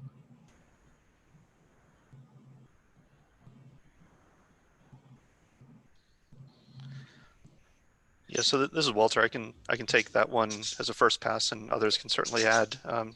Whoever's scrolling on the presentation, can you show the slide that I had for the northern estuaries, just to provide some context? It's probably like slide 22 or something like that, 25. So I'll start kind of in the southern part of the system, and I'll just say that I think the experiences referenced in the comment are accurate in today's system, that basically there's limited ability to discharge water into the canal along Tamimi Trail, and there are significant issues with impoundment in the conservation areas and inability to convey water toward Everglades National Park and through the system. So what we're talking about here is in a future system where we've opened up that southern part of the system. We've improved the conveyance across Tamimi Trail by expanding the structures that discharge into Everglades National Park and constructing a new flowway, the Blue Shanty flowway that connects 3A through 3B into Everglades National Park. The expectation is that there will be significantly improved ability to convey water in the southern part of the system, which will do two things. It'll allow more water to be conveyed during wet events, and it'll also allow water to be conveyed in advance of wet events so that there's more available water capacity in the conservation areas even before the event happens. And so kind of moving to the northern estuaries piece, if someone can go down maybe like 4 slides or 5 slides, there's a graph of Lake Okeechobee on it. Yeah, maybe 2 more. Yeah, 1 more. There we go. Okay, so this graph kind of shows those northern estuary reductions that are referenced in the comment. So there's during wetter years, there's significant reductions expected in discharges to the Caloosahatchee and St. Lucie estuary. Somewhere on the order of let's say 30 to 60%, depending on which events you're looking at and whether you're looking at the east or the west. And so that volume of water, just so we understand how it gets to the south, first there's improvements made to the EAA canals above the current condition that allow that water to be conveyed south out of Lake Okeechobee in a way that it can't today. Once it makes it through those canals, there's a large storage reservoir that's, as mentioned earlier by the panelists, cycling several times throughout the year and kind of continually being drained and then available capacity being provided. And so that estuary water is diverted south into that reservoir facility and also into the adjacent STAs and FEB. And then as that water is put into the reservoir, it's kind of moved through the STAs, but not in a way that it creates excessively high stages in the STA or is moving fast enough to create vegetation impacts. It's basically still moving through at a rate that allows for treatment and vegetation sustainability, but we can do that because the reservoir provides that buffering capacity upstream to kind of take the peak of the estuary pulse, store it temporarily, and then convey it through the STAs and into the Everglades. In a way that we can redirect that flow successfully. So there's a lot of moving pieces, and the current system certainly doesn't have the benefit of any of these features in place yet, but through the combination of improving the EAA canal capacity, building a large storage reservoir south of the lake, improving the treatment capacity of the STAs, and then once the water reaches the Everglades, opening up the capacity at Tampany Trail and into the Blue Shanty Flowway, the expectation is indeed that we will see these benefits realized in the future and be able to significantly reduce the northern estuary discharges without creating significant high water or impounded conditions in the southern part of the system.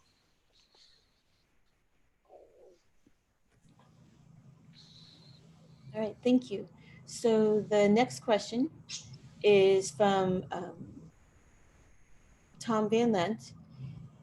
This is a follow-up to a prior question that's been answered on the Q&A feature.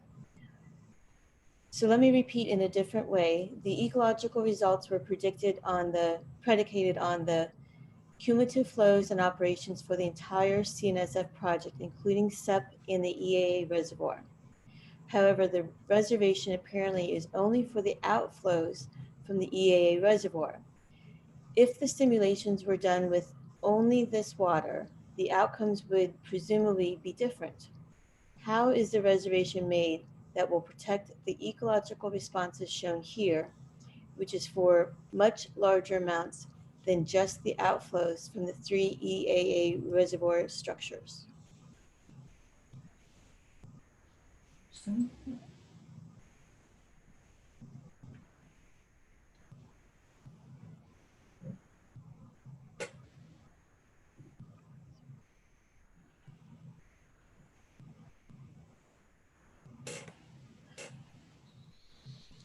Don or Leslie, do you want to handle that, or do you want me to take a crack? Yeah, I guess Go ahead. I'll take a first pass. So I think as Don showed in the presentation, there's multiple mechanisms for protecting the water that needs to make it into the Everglades to fully realize the benefit. So there's, in addition to the water reservation we're discussing today, there are restricted allocation rules for both the Lake Okeechobee service area and the Lower East Coast Everglades area that prevent other users, even in today's system, from getting additional surface water allocations that affect either water availability upstream of the project or that would pull water away from the downstream Everglades systems once the water is delivered. So the reservation is not in and of itself the only mechanism that helps to protect the project benefits. There's others as well. And so this particular piece of the puzzle is focusing on the facility that's going to be built under the federal and state cost share and trying to ensure that the water that has to move through that facility to achieve these benefits is fully reserved. And that's why all of the structures that are outflowing to the Everglades that contribute to that overall benefit are defined in this reservation for this particular piece of the puzzle. Yes, that's correct. This is Don Medellin. And just to add on to what Walter is saying is, you know, the other thing that we already have in place are 2 restricted allocation area rules that is for the Lake Okeechobee service area as well as the lower East Coast Everglades water bodies. So those water protections are already in place. What the water reservation does, it's tied specifically to the water needed for fish and wildlife associated with this project to ensure that if anything changes in the future, we still have this water reservation specific to the water needed from the reservoir for the fish and wildlife associated with this project.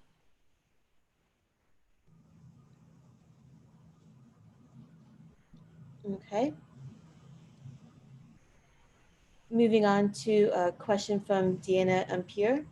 Just checking if I understand, is the water reservation being proposed 370,000 acre feet on average annually? Question. Leslie, did you want to address that one? I can start and then Don can add in if he needs to, but I mean, I guess not necessarily, but we are still working through this water reservation process. But at this point, what we've talked about in the presentation is the water identified to be reserved for the natural system would be the water released from those three structures in the reservoir, which on average is the 825,000 acre feet.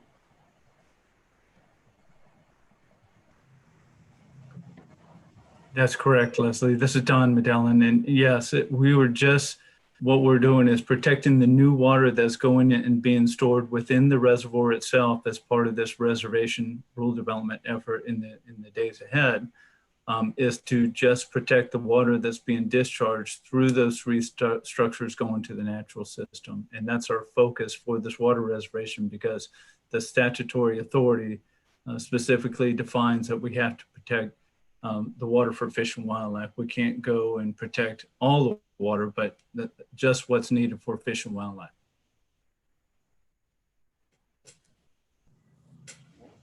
There's another follow-up question from Matthew Schwartz. Another question I had has to do with the reservation of water. Someone said that existing water use won't be impacted.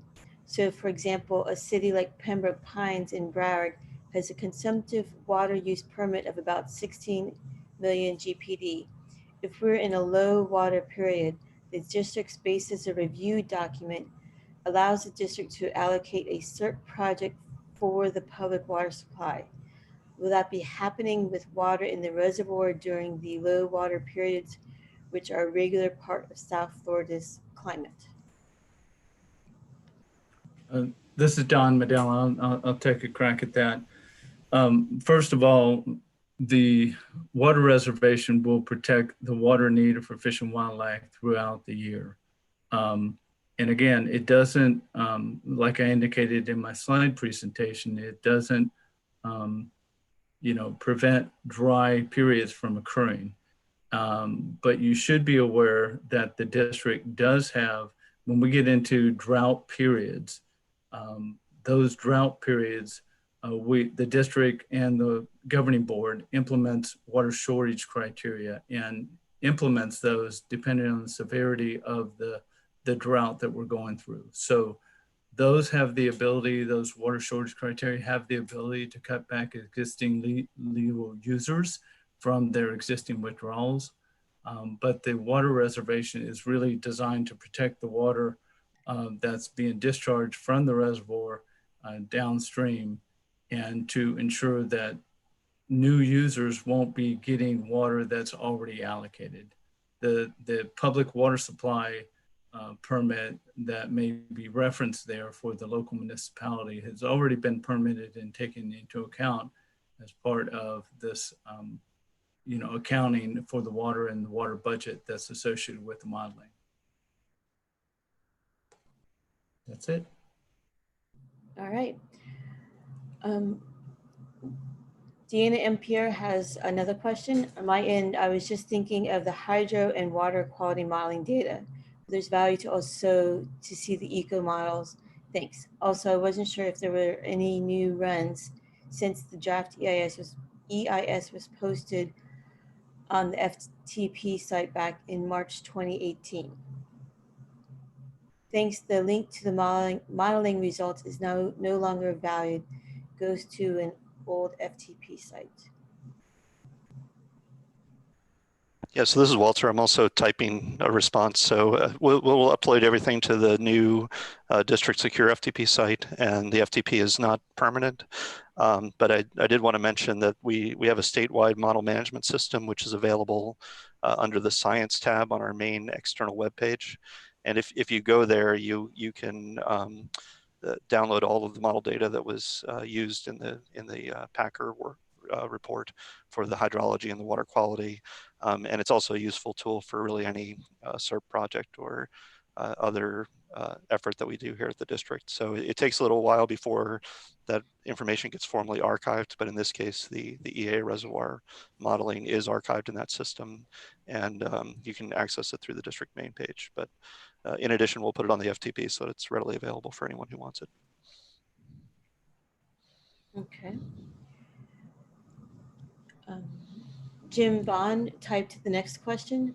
How is the STA cleaning the water with the volume that is coming in? I think, Walter, you had a slide that discussed the analysis with the DMSTA model. Yeah, so the volumes of water that are coming in, although they're large volumes on an annual basis, the timing of those volumes is such that we stay within the design regimes for what we call hydraulic and phosphorus loading for the STAs. So it's true that STAs can get overloaded during extreme wet events. So when, for example, when we have a hurricane and we're kind of forced to push a bunch of runoff into an STA and raise the water levels up to, 4 feet or higher, those can have very detrimental effects on the STA. But what we're doing here in this project is we're instead of putting that water into the STAs, we're putting it into our storage feature, into the EAA reservoir or into the existing A1 FEB. And then because we're able to protect the STAs from those high discharge events, we're then able to discharge out of our storage features within the kind of acceptable parameters of the vegetation for both vegetation sustainability and water quality treatment. And in doing so, we're able to process a large volume of water over time and send it down south into the Everglades system. So the STAs are designed and sized with those considerations in mind. And because we're building large storage features upstream of them, we have confidence that we can process the volumes of water that are identified in this discussion. All right, the next question is from Nyla Pipes. With so many people upset about the releases to the Northern Everglades, many believe the EAA reservoir is going to stop those releases. Can you please clarify how much relief will be gotten for the estuaries from the EAA reservoir alone without all the other authorized projects?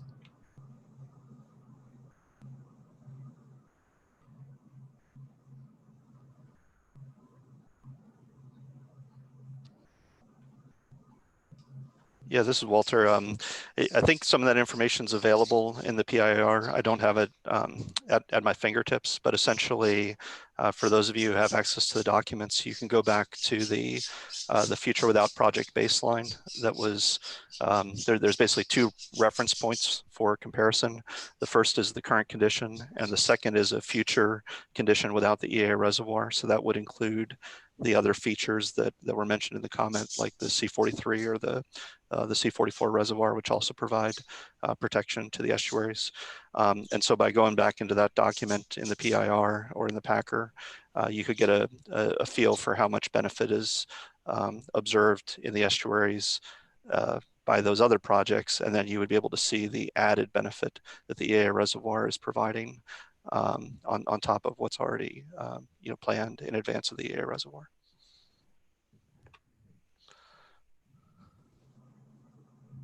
Okay, the next question is from Timothy Breen. Will the water from the reservoir be used to maintain canals in the EAA, and will that water be used for water supply? If so, how much of the water?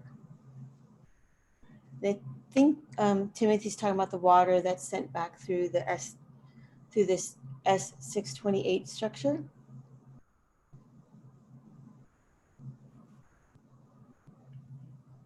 Yes, this is this is Don Medellin. Tim, we did quantify that water, and that's about 82,000 acre feet. And that's the discharges that would just be through that one structure that Brenda referenced, the S628. And it's through those discharges that we're able to get the full benefit of the 370,000 1,000 acre feet across the red line, because when the facilities are at capacity, the FEB, A1 FEB or the A2 STA, when those storage facilities and the other STAs are at capacity, we can't discharge further south, so we would discharge to enhance the water levels within the New North River and Miami canals through the inflow-outflow structure or canal. And so that's your answer. All right. And then Deanna and Pierre had another question about the elevation data, and I have a feeling Walter is going to be able to answer that through the Q&A feature most readily. She's asking to look at some a link to existing data. So I'm going to move on to the next question from Jim Vaughn. How much is this going to cost? Why can't we spend a fraction of that in clean Okeechobee and get to the heart of the problem, then send it south?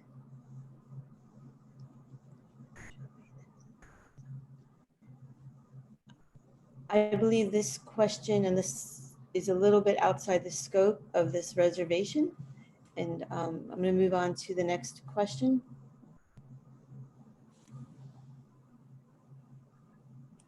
From Deanna Ampere.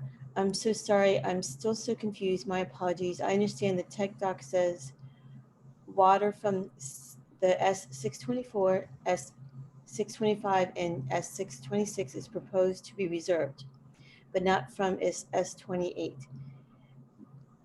But that still does not say how much water from those three structures would be reserved. Can you clarify again? Maybe we can just go back to the slide. I think it's in Don's presentation with the 825,000 acre feet volume identified. Yeah, let me try and get there.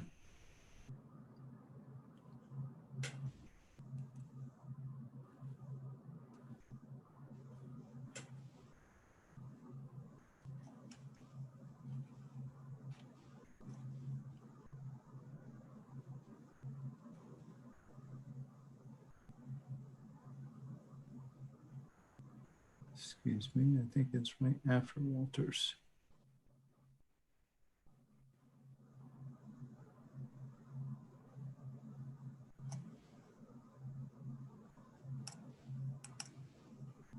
Okay, this is Don Medellin.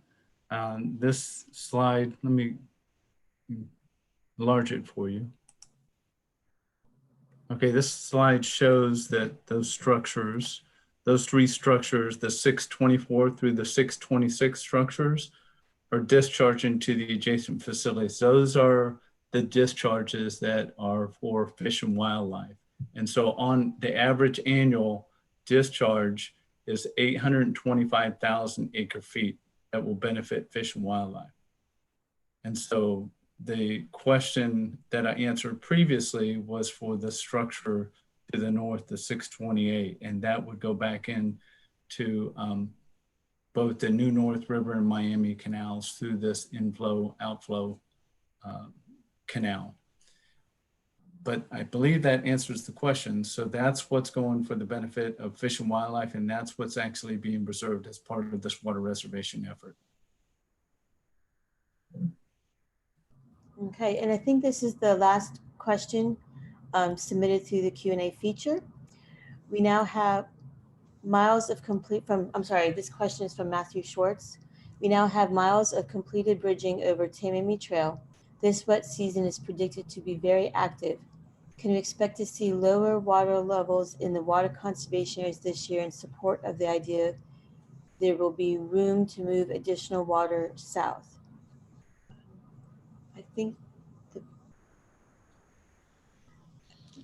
I think the best way to answer this question is to stay tuned. There's always an update at the governing board meeting of the current water conditions and our operations.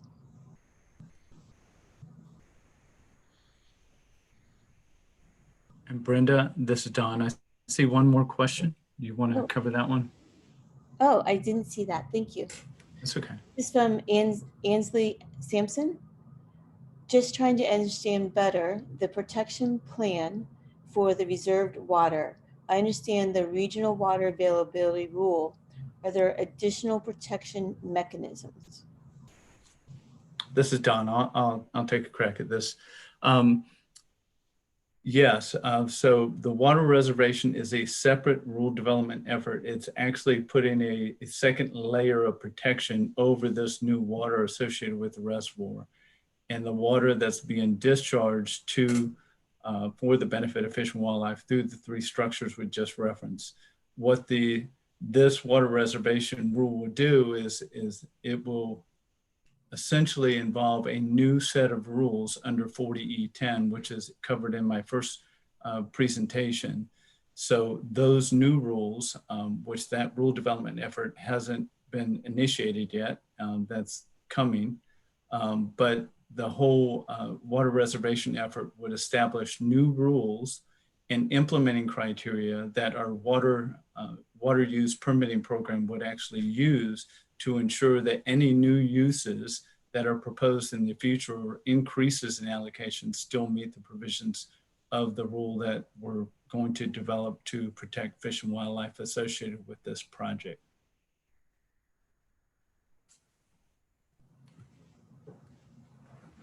Okay, and that's all the questions we have for now, is that right? So I think at this time, we're going to go ahead and take a lunch break. I have 20 minutes till 1, so why don't we resume at 10 minutes after 1, and I'll put a slide up just to remind everybody. So 10 minutes after 1, we'll resume. We'll take a half-hour lunch break.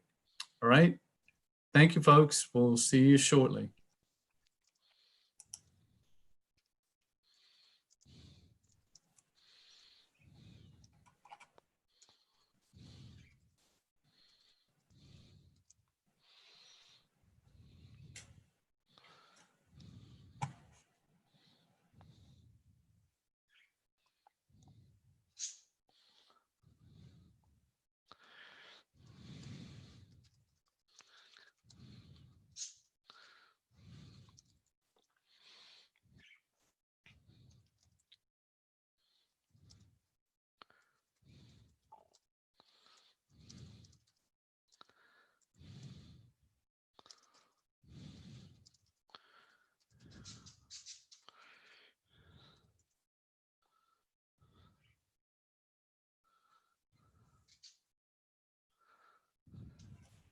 Just a reminder to the panelists, you might want to mute your mics during this time.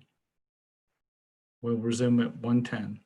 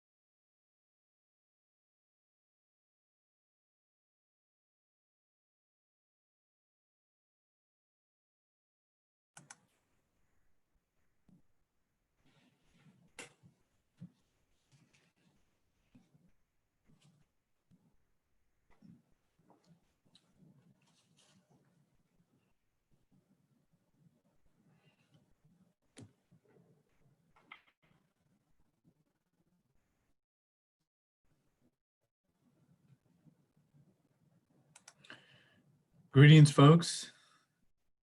Yeah, I have 1:10 on my clock, so I thought we'd go ahead and get started back again. If I could hear from our peer reviewers, make sure they're back with us. Hi, Don, this is Don DeAngelis here. I'm back. Perfect. This Thank is you. Nate Dorn's here too. Dr. Dawn. Great, thank you guys. All right. So let me flip the slides here. And this portion, so everybody, this collaborative peer review portion of the session today is really designed to do a couple things. And as I indicated to our peer review panelists previously, I know we had to cut short some additional questions that you might have. So we can open it for additional questions to district staff. But it's really designed for the peer review panel to outline, make report outline for their final report, as well as complete their writing assignments, who's going to do what. And then we're always here, district staff, during this period to answer any additional questions that you might have for district staff. And there are a number of district staff that are on this call who, if they choose to answer any of your questions, they will identify themselves. Again, I'm going to open it up to you guys and just leave your mics open if you would for the public to hear, just kind of keeping everything in the open for the public to hear the discussion going on. That would be great. And then we have an hour roughly to do this. If you guys, that are panelists, Dr. Dorn, Dr. DeAngelis, get done early, just let me know, and then we'll move on to other portions, public comment in our next section of our agenda. So with that, I'll turn it over to the peer review panelists to see if there's any additional questions that you have for district staff, since we didn't have a chance to finish that up earlier in the before lunch. Yeah, this is Don DeAngelis. And I just had a little question about the, we didn't really talk about tree islands, but one place in the executive summary, you say something about hydrologic improvements are expected to restore multiple habitat types, e.g. tree islands. But really in the report, there's really not, you don't really say anything specifically about restoration. In fact, under the section on tree islands, you say that you're not really expected to create new tree islands in northeastern 3A, and that it's really not going to change things in central 3A. So when you say restoration, are you really just meaning sort of maintaining? And that's part of my question. And the other part is that in the document, you occasionally say that the central 3A is, conditions there are good. Is that reflecting the situation now? I mean, if you look at the figure on changes in tree islands from 1940 to 1995, it's I think it's figure 3.34. I mean, there's really deterioration of tree islands in that time. So I guess the question is are things sort of more stabilized now? And if there's no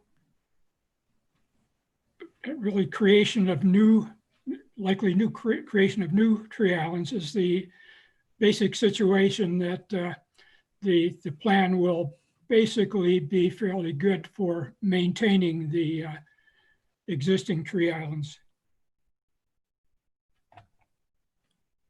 a good question. I'm going to turn this question over to our Everglades staff and take a stab at answering Dr. D'Angela's question. Hi, this is Fred Sklar. Can you hear me? Yes, fine. Yes. Don, those are really good questions. So the first question about are we restoring tree islands? In CEPP, there's a number of places where it's laid out that when you backfill the Miami Canal, for example, but let me back up. The short answer is yes. There is an attempt in CEPP to lower the hydrology in areas where water levels are drowned tree islands, and to increase the water levels in areas that are too dry and where historically tree islands have burnt and oxidized away.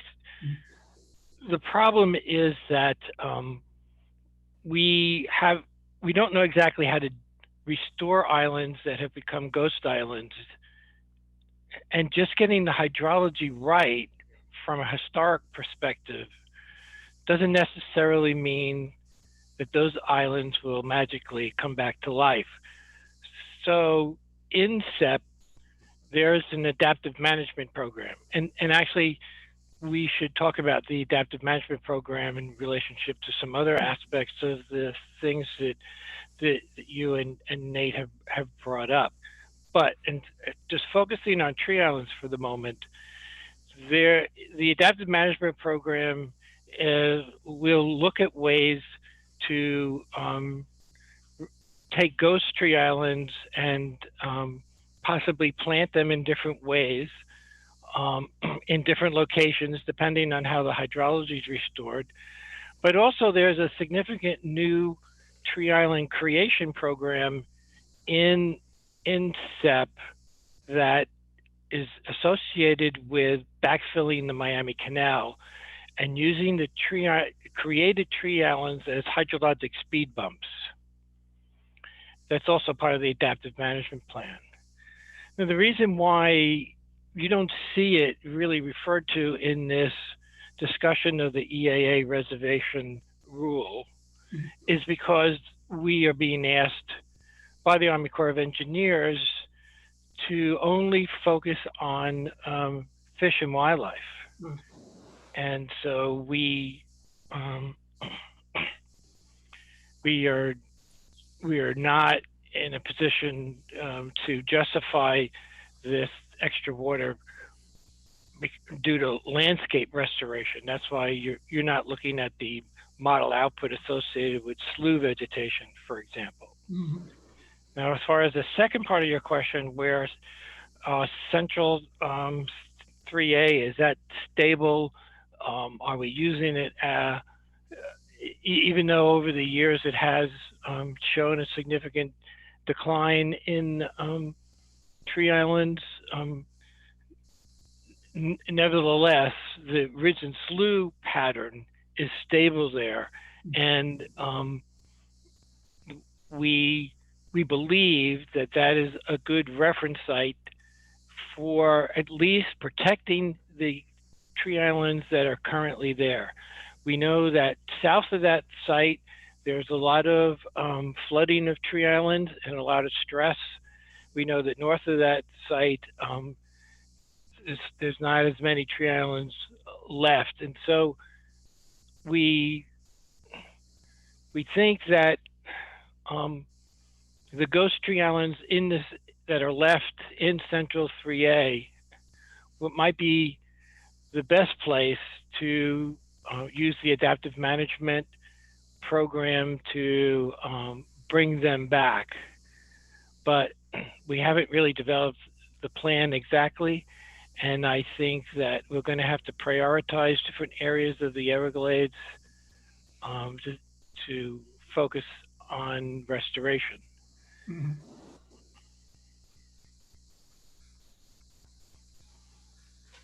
Okay, thanks. Fred, that's very good. Yeah, I don't think I have any more questions for the staff. Dr. Dorn? Any So other questions? yes, I do. So if we could, I have a couple. So if we could stay with Fred's comment on adaptive management, that was a large one I kept thinking about, since there's no analog to doing this extreme change, I don't think, to the entirety of the Central Everglades, at least on the re-wetting side. When you open everything up and let it go and start managing it, and you get some uncertainty, I guess I'm asking, is there uncertainty in terms of the flow, the actual hydro periods we're going to generate, the ponding depths, et cetera? And with that uncertainty, if you believe any exists, and what are the options for adaptive management in the system? Well, yes, there is uncertainty. There's more uncertainty in the ecological models than there are in the hydrologic models. But there's a huge amount of uncertainty associated with climate change and the nature of precipitation patterns and how they might change. And so we have to be aware that well, we have to look at the structures that are going to be associated with CEPP and with the reservoir, and we need, as we develop the operational plan for it, we, from an ecological point of view, we're going to be asking people like Walter to try and build in as much flexibility as possible so that we can deal with the uncertainty.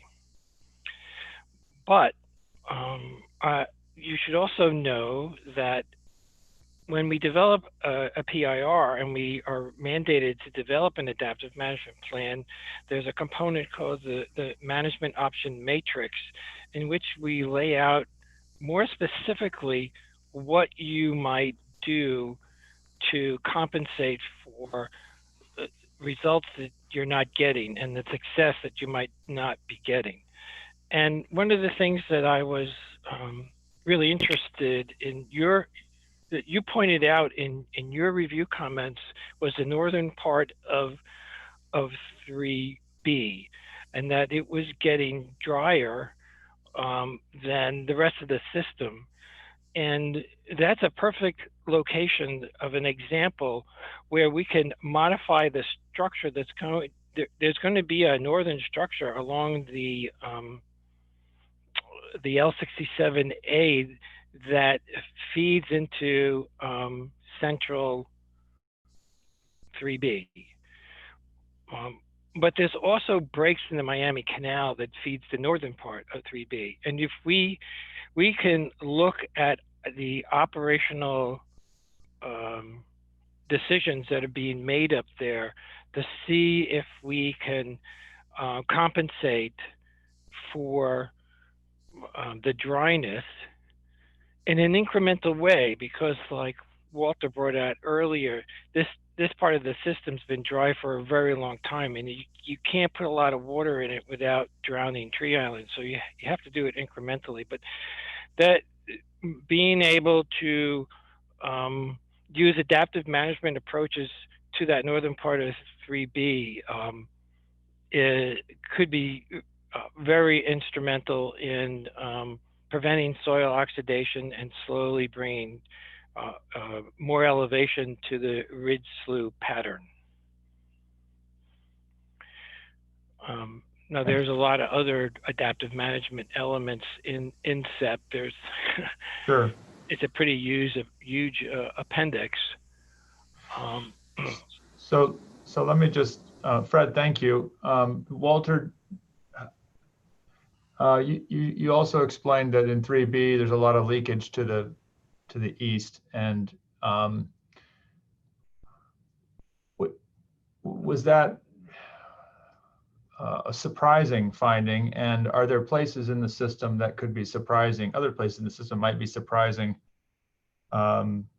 in terms of where water goes when you add this extra 370,000 acre feet? Or do you feel, what's the level of confidence about the, say like Northern 3A, and that water is just going to go south and a little bit to the east? Yeah, so this is Walter. There's definitely areas of uncertainty still, and we're constantly learning. I think the 3B one that we're talking about wasn't overly surprising. Just a little bit of history. There's been structures that were built to try to convey water through 3B, even in advance of CERP as part of the Modified Water Deliveries project, and they weren't largely successful at conveying water because of some of the dynamics that we've been talking about. So I think that one we kind of knew was coming, and that's why we spent some time in the formulation trying to figure out what options might work well for 3B. And actually the Blue Shanty idea came from one of our key stakeholder groups. So I think we've had a very open discussion trying to deal with issues like that. There's other areas in the system that certainly have that high uncertainty band. The one that comes to mind most readily is kind of the southern fringe of Northeast Shark River Slough and the level of connection between that slough and the eastern marl and the headwaters of Taylor Slough, and kind of how to best promote water, not just down Central Shark River Slough, but also to reestablish the historic connection that existed between Shark River Slough and the headwaters of Taylor Slough that kind of feed Florida Bay. So I think we will learn as we go, and I think that the good news from my perspective is having the available water budget that this reservation protects will allow us, through the adaptive management and even other formal mechanisms, updating water control plans and things like that, to try to fully realize that benefit. But in the absence of the water, we're kind of stuck with the current water budget, and we know that has shortfalls and limitations. So I'm pretty confident that we can make the best of the available water that this project identifies. Whether that will be, as Fred said, exactly the predictions that we're making here, given the hydrologic uncertainty and the ecological uncertainty, I don't think we're prepared to say that, but all indications are that we're going to be able to do some very positive things for fish and wildlife and for the landscape, and we have mechanisms in place to learn as we go. Great, thank you. This is Nate Dorn again. I have one more question. I think this would be for Dong Yin Dong Lee that I realized didn't get answered, or I didn't ask earlier.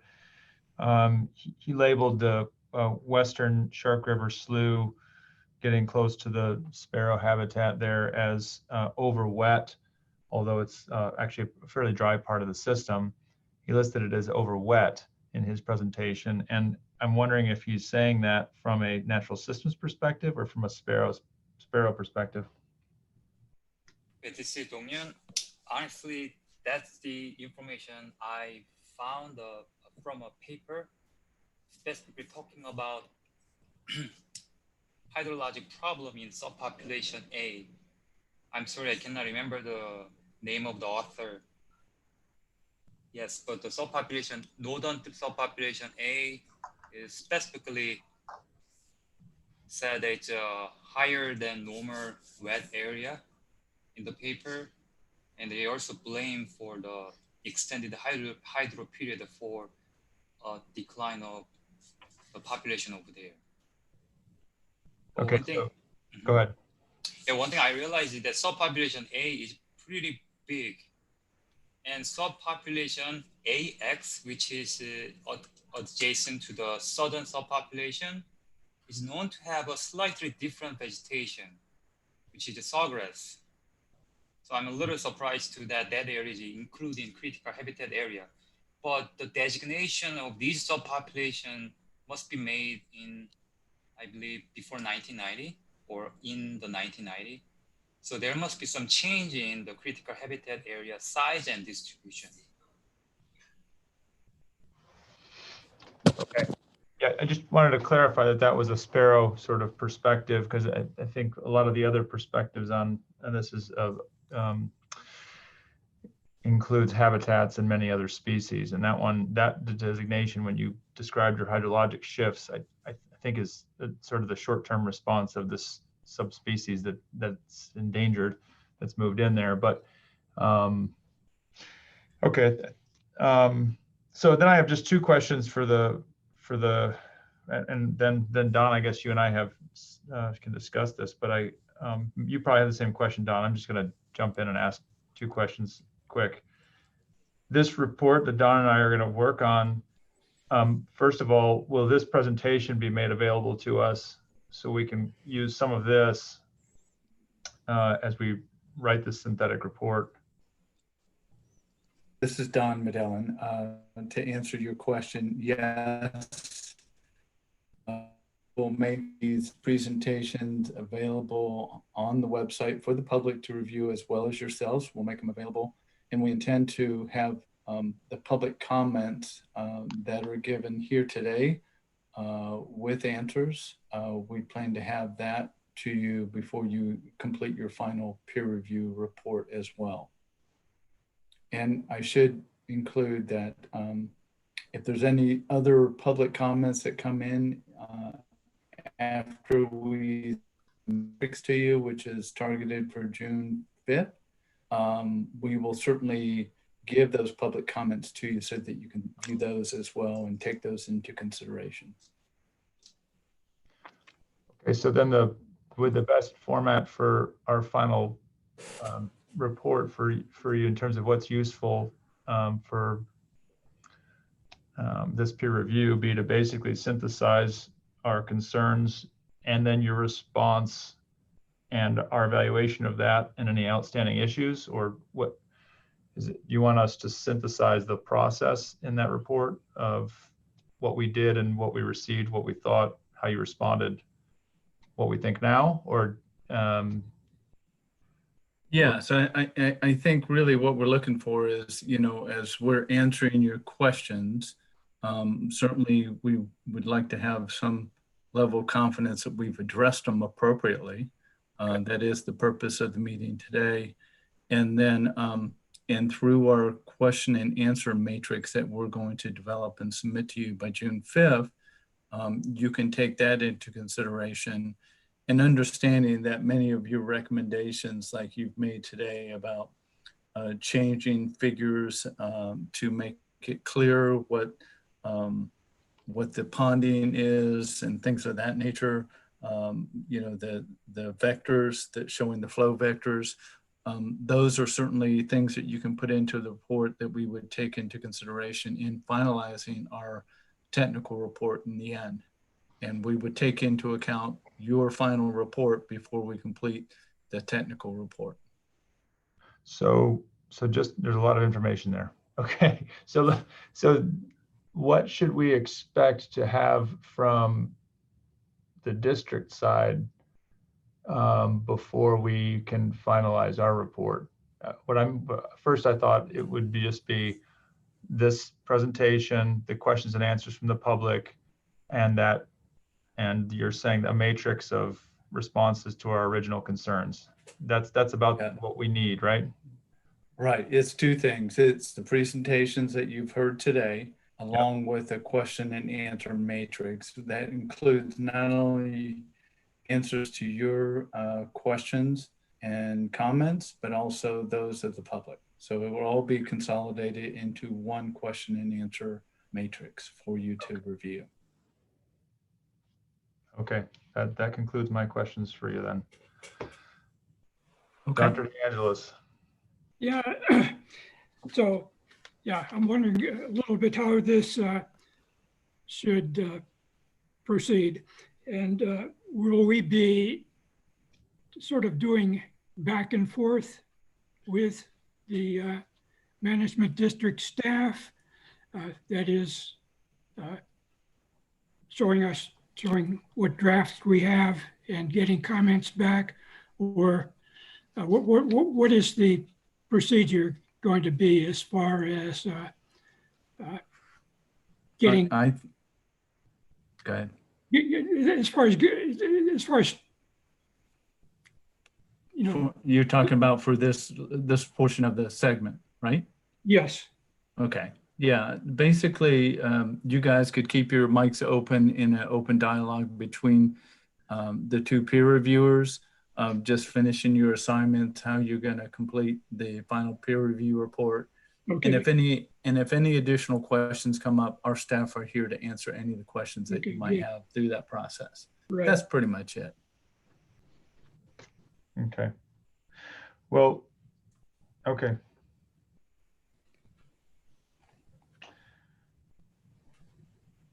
So Don, this is up to you and I now, I guess, or Dr. DeAngelis. Just Don. Yeah, right. Don's fine. So I received pretty good information about my two, if we want to think about how we're going to handle these writing assignments, I guess. I received, a lot of good information here about the hydrologic questions that I was asking. And I will plan to just rewrite those sections based on the responses and the presentation. So the Northeast Shark Slough questions I had and the 3A East questions that I had, I'll plan to synthesize all of that for those two sections. I don't know what else. If you have other suggestions, go ahead. Yeah, I think that we, in the discussion with Dong Young's part, I think we were left with a couple of things that we'd like to get a little bit more insight on. And one is what you mentioned, the Southeast WCA 3A, exactly what's happening there. And also a little bit more on the Cape Sable, what particular things, what particular parts of the changes in water conditions and so forth are causing those changes in the wet marl habitat for from the point of view of the Cape Sable seaside sparrow. If we could get a little bit more information on those, and also, there are a lot of references listed in the document.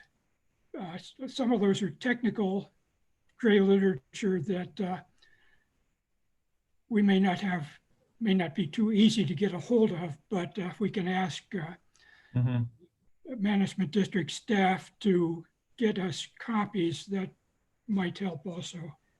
Okay. That's. So do you want me to basically rewrite some of the section on the wading bird stuff that I worked on, Yeah. concerns I had? Some of that has to do with 3A East anyway. Right. Why don't you do that? I think, I guess I'm designated as the lead on this, so I will handle putting things together. But if you can, get me the parts that you've already done a very good job of articulating, but just rewrite those in the material that you think is important. Sure. And get that to me, and I'll try to combine that with my own concerns and put that together as at least a first draft. And maybe we can do that fairly quickly.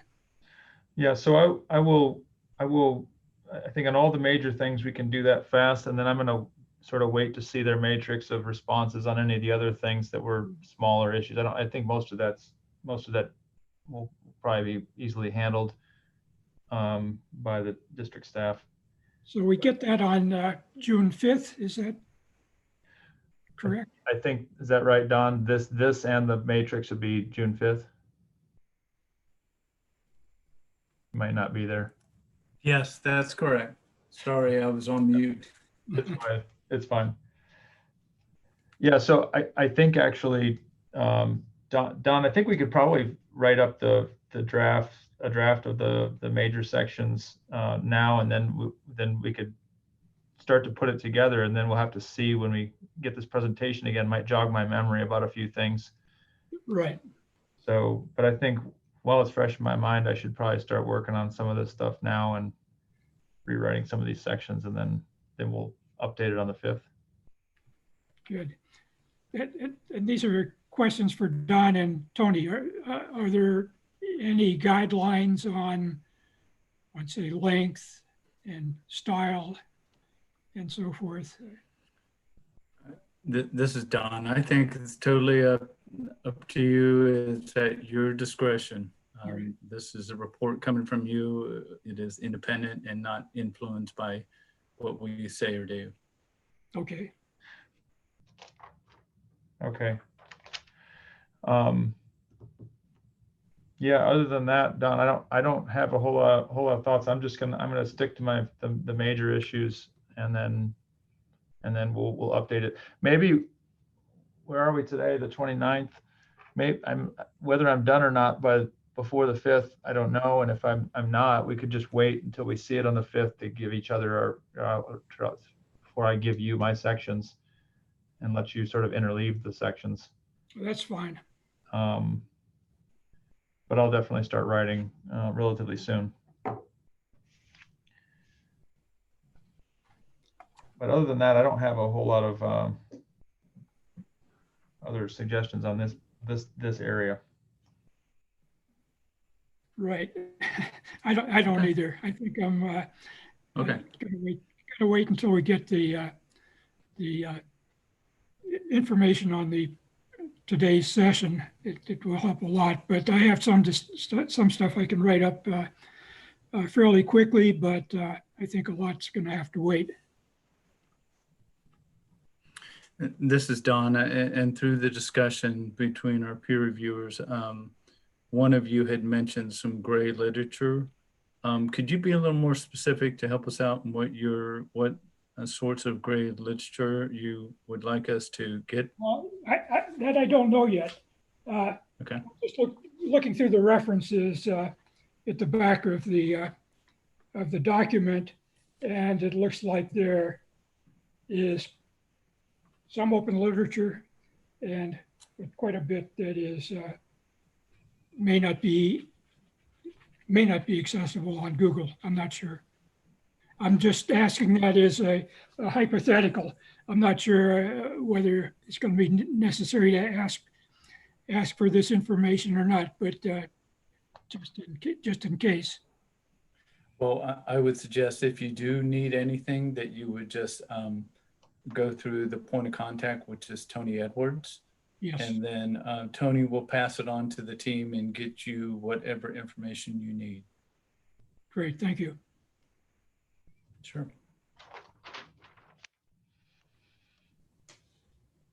Any other, you guys think that you're done at this point with the assignments and path forward for what you need from our district staff then? I don't think tonight, this is Nate Dorn, I don't think I need anything really further at this point. Things really won't come up till I start trying to write this up. Yeah, I'm fine also. Okay, all right. Well, certainly, you know, we appreciate the review that you all are doing. And I wanted to mention that if through the process of reviewing things and writing things over, you know, based in the context of what you heard today, if there are any other things that you have questions about or anything, feel free to contact Tony, and she will work that through the team, and we'll certainly try and get you a response as quickly as we can. So I just wanted to put that out there. We have a team of scientists that are more than willing to help out and get you the answers that you need. Great, thank you. Okay. So with that, I think we're going to go ahead and just move to the public comment period.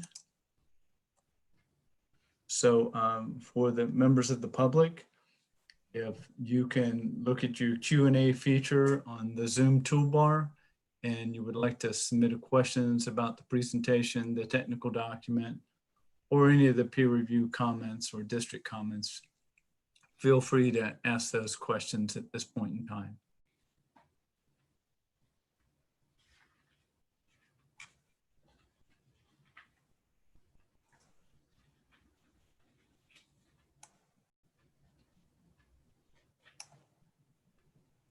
So John, this is Brenda Mills again. I see 1 or 2 new questions that have been submitted. Great. I'll go ahead and go over those now. I believe this is a new one from Ansley, and I apologize if this is a repeat, so do stop me. From Ansley Sampson, trying to understand the protection plan for the reserve water. Oh, this is one you answered already, right, Don? Yes, it is. Okay. It was so long ago. Matthew Schwartz submitted another, I think this is more of a comment than a question. Tree islands are the base for terrestrial wildlife in the historic Everglades. Is it possible to restore tree islands without restoring sheet flow? Most of what we're discussing today is artificially moving water from one chamber of the system to another via canals, very different than sheet flow. All the science I've seen on tree islands says that the historic flow was as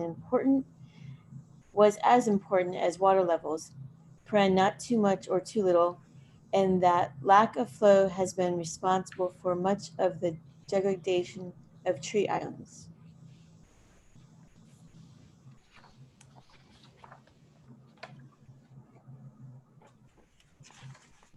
I guess this is one for me. This is Fred Sklar from the South Florida Water Management District. The tree island question is complicated because it's not sheet flow or hydro period or depths. It's all three, and so you can have a situation where you are not restoring historic sheet flows in areas where it's flooding, and by bringing the water levels down, but not necessarily sheet flow, you're at least protecting those islands and possibly restoring them. The CEPP output indicates, Walter showed a flow vector diagram, which in a large part of the areas, the sheet flow does increase. His transect data shows a significant amount of water flowing across an indicator region, a very large region. So there are the combination of that increase in sheet flow combined with an appropriate hydro period and depth, and it is possible to protect the tree islands there. And like I said earlier, when we spoke with Don DeAngelis, restoring tree islands is a bit more complicated. We know for sure that we will be protecting the ones that are there and preventing the ones that are currently stressed from being stressed anymore. I think that answers the question.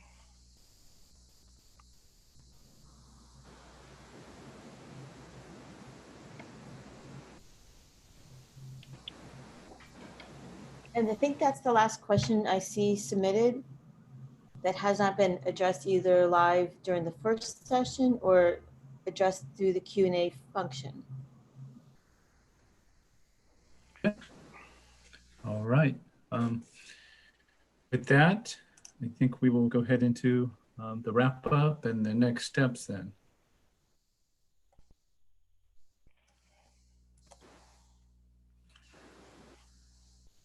So this is Don Medellin with the Applied Sciences Bureau. And just to kind of outline what steps are in this process to get a water reservation. And I didn't make this clear at the front, so let me just say this at the beginning. The targeted timeframe to get this water reservation rule adopted is the end of this year. So by December of 2020, our hope and expectation is to have the rule adopted by the end of this year. So with that, on May 29th, the peer review presentations will be posted, which is hopefully by the end of today, it looks like we would be posting them by June 3rd. So the peer review panelists, we will either send you the link directly, and it will be available out there on the Water Reservation's webpage. By June 5th, as I indicated previously, we will finalize, district staff will finalize the question and answer matrix to answer the questions and concerns that were brought up, the comments that were brought up through the peer review process, the preliminary comments given to us from the peer review panel. Public comments. We need to have public comments by Friday, June 12th.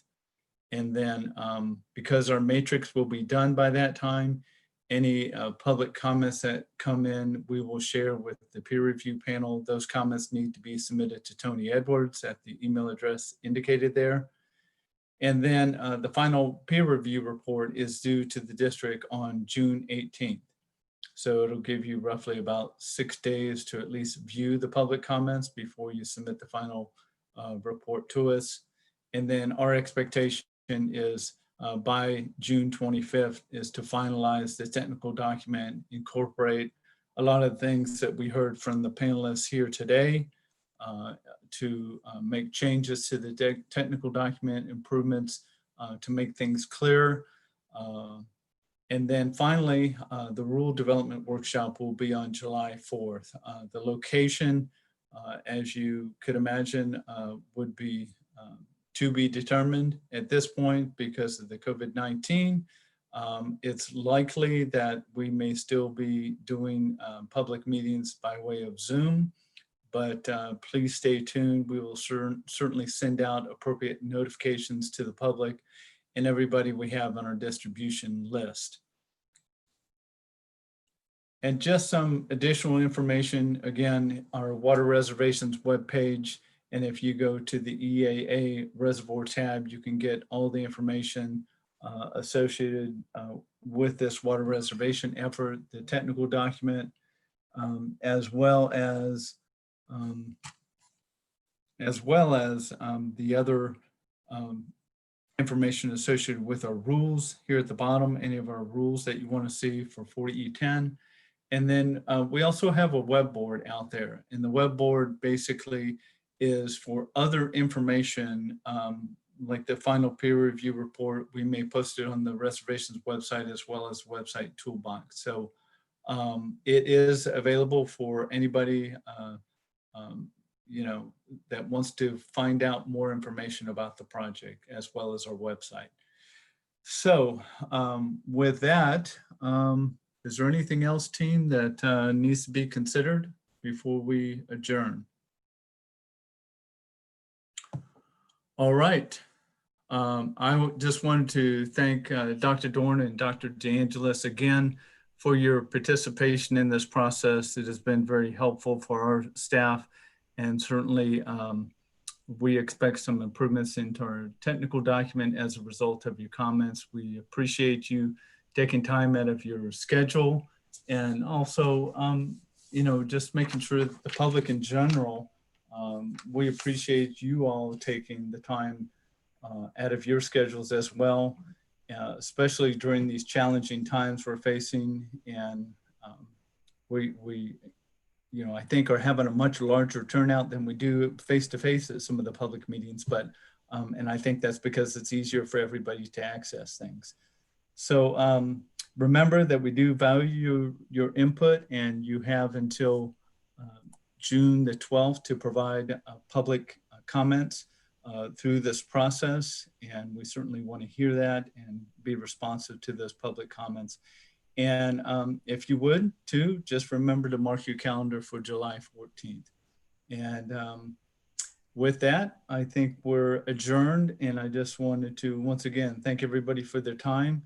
And please remain healthy and safe until we meet again. Thank you all.